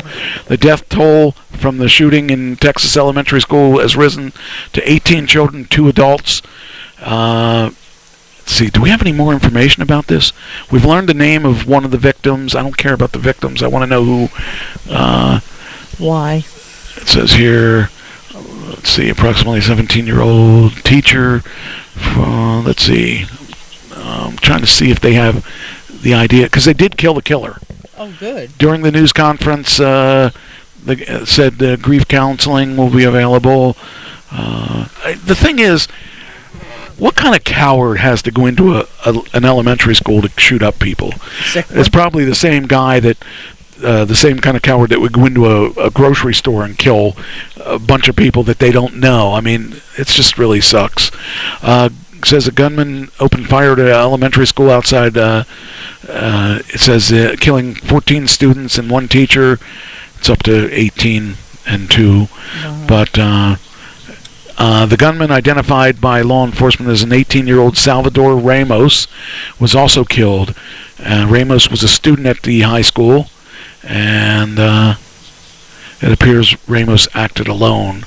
It was not immediately clear how many people, in addition to the dead, were wounded, but said there were several injuries. The shooting, which happened the days before the school was going to be let out for the summer, was the deadliest U.S. Grade school since the shocking attack at Sandy Hook. So, it just sucks so bad that now there's a bunch of grieving people because some kid lost his mind. I don't know. I'm looking here to see, because when I put this earlier, I didn't have enough information about him. But I just don't understand. Guess we'll find out in the next couple days why, or probably not, because it was, he's dead, so you can't really question. So I just don't understand. I just don't. Drugs. Who knows? No, it's a kid that was probably depressed and maybe he was picked on, or maybe he wasn't. I was picked on in school. I never even thought of killing somebody. I just don't understand why somebody would want people to suffer, especially if they didn't do anything to them. Because it's not happening to them, and they feel like it gives them that power. All right, let me see here. Okay, we can quit here, I guess. But I got a whole bunch more stuff, and we'll get to do that next week, I guess. But this was a really bizarre thing. Mm-hmm. So, yeah. All right. Tony's probably going to take a left home. Okay. All right. I guess we'll stop it there. And okay. What's that? Tony's getting a lift home, so we don't have to stop and go. Okay. All right. Well, I guess we'll let it go at this, and I'm glad everybody listened, and I wish he was still alive. He could be asked. Now we're going to be subjected to questions. Yeah, I don't know. I don't understand. I never did. Oh, wait. This one here, I wanted to do this one too. We're gonna leave on this one. Bill Cosby is back in court for allegedly sexually assaulting a 15-year-old. It was just that was just put out a little while ago. It says almost a year to the day, Bill Cosby was released from federal prison on a technicality. The serial sexual predator is now back in court for another alleged sexual assault case. Somebody wanting money. This time, a teenage girl. Today, jury selection began at Los Angeles Superior Court for civil suit brought down against the disgraced actor and comedian. They alleged that she was groped by Cosby when she was a teenager after he bought her and a friend to the Playboy Mansion in the mid-'70s. Time limit expired. In a complaint, yeah, but these kids weren't they just recently? In a complaint filed it was filed in 2014. She says she was just 15 and he was a friend. She and a friend who was 16 first met Cosby in Los Angeles filming a movie. According to the complaint, Cosby asked the girls how old they are during that meeting. Days later, he invited them to tennis club where he gave them alcohol, and later to the Playboy Mansion, a place he frequented for decades. Cosby allegedly instructed them to say they were 19 should anyone ask. After arriving at the mansion, Huth claims Cosby sexually assaulted her by putting his hand down her pants and then taking her hand in his hand and performing a sex act on himself without consent. Mr. Cosby, you should have quit while you were ahead. And if you're smart, you'll leave the country, because I don't think you're going to get away with anything anymore. Anyway, with that, we will cut this out, and let's call it a day. I will see you guys next week, probably, almost definitely. And until then, we will wait for this to come up, and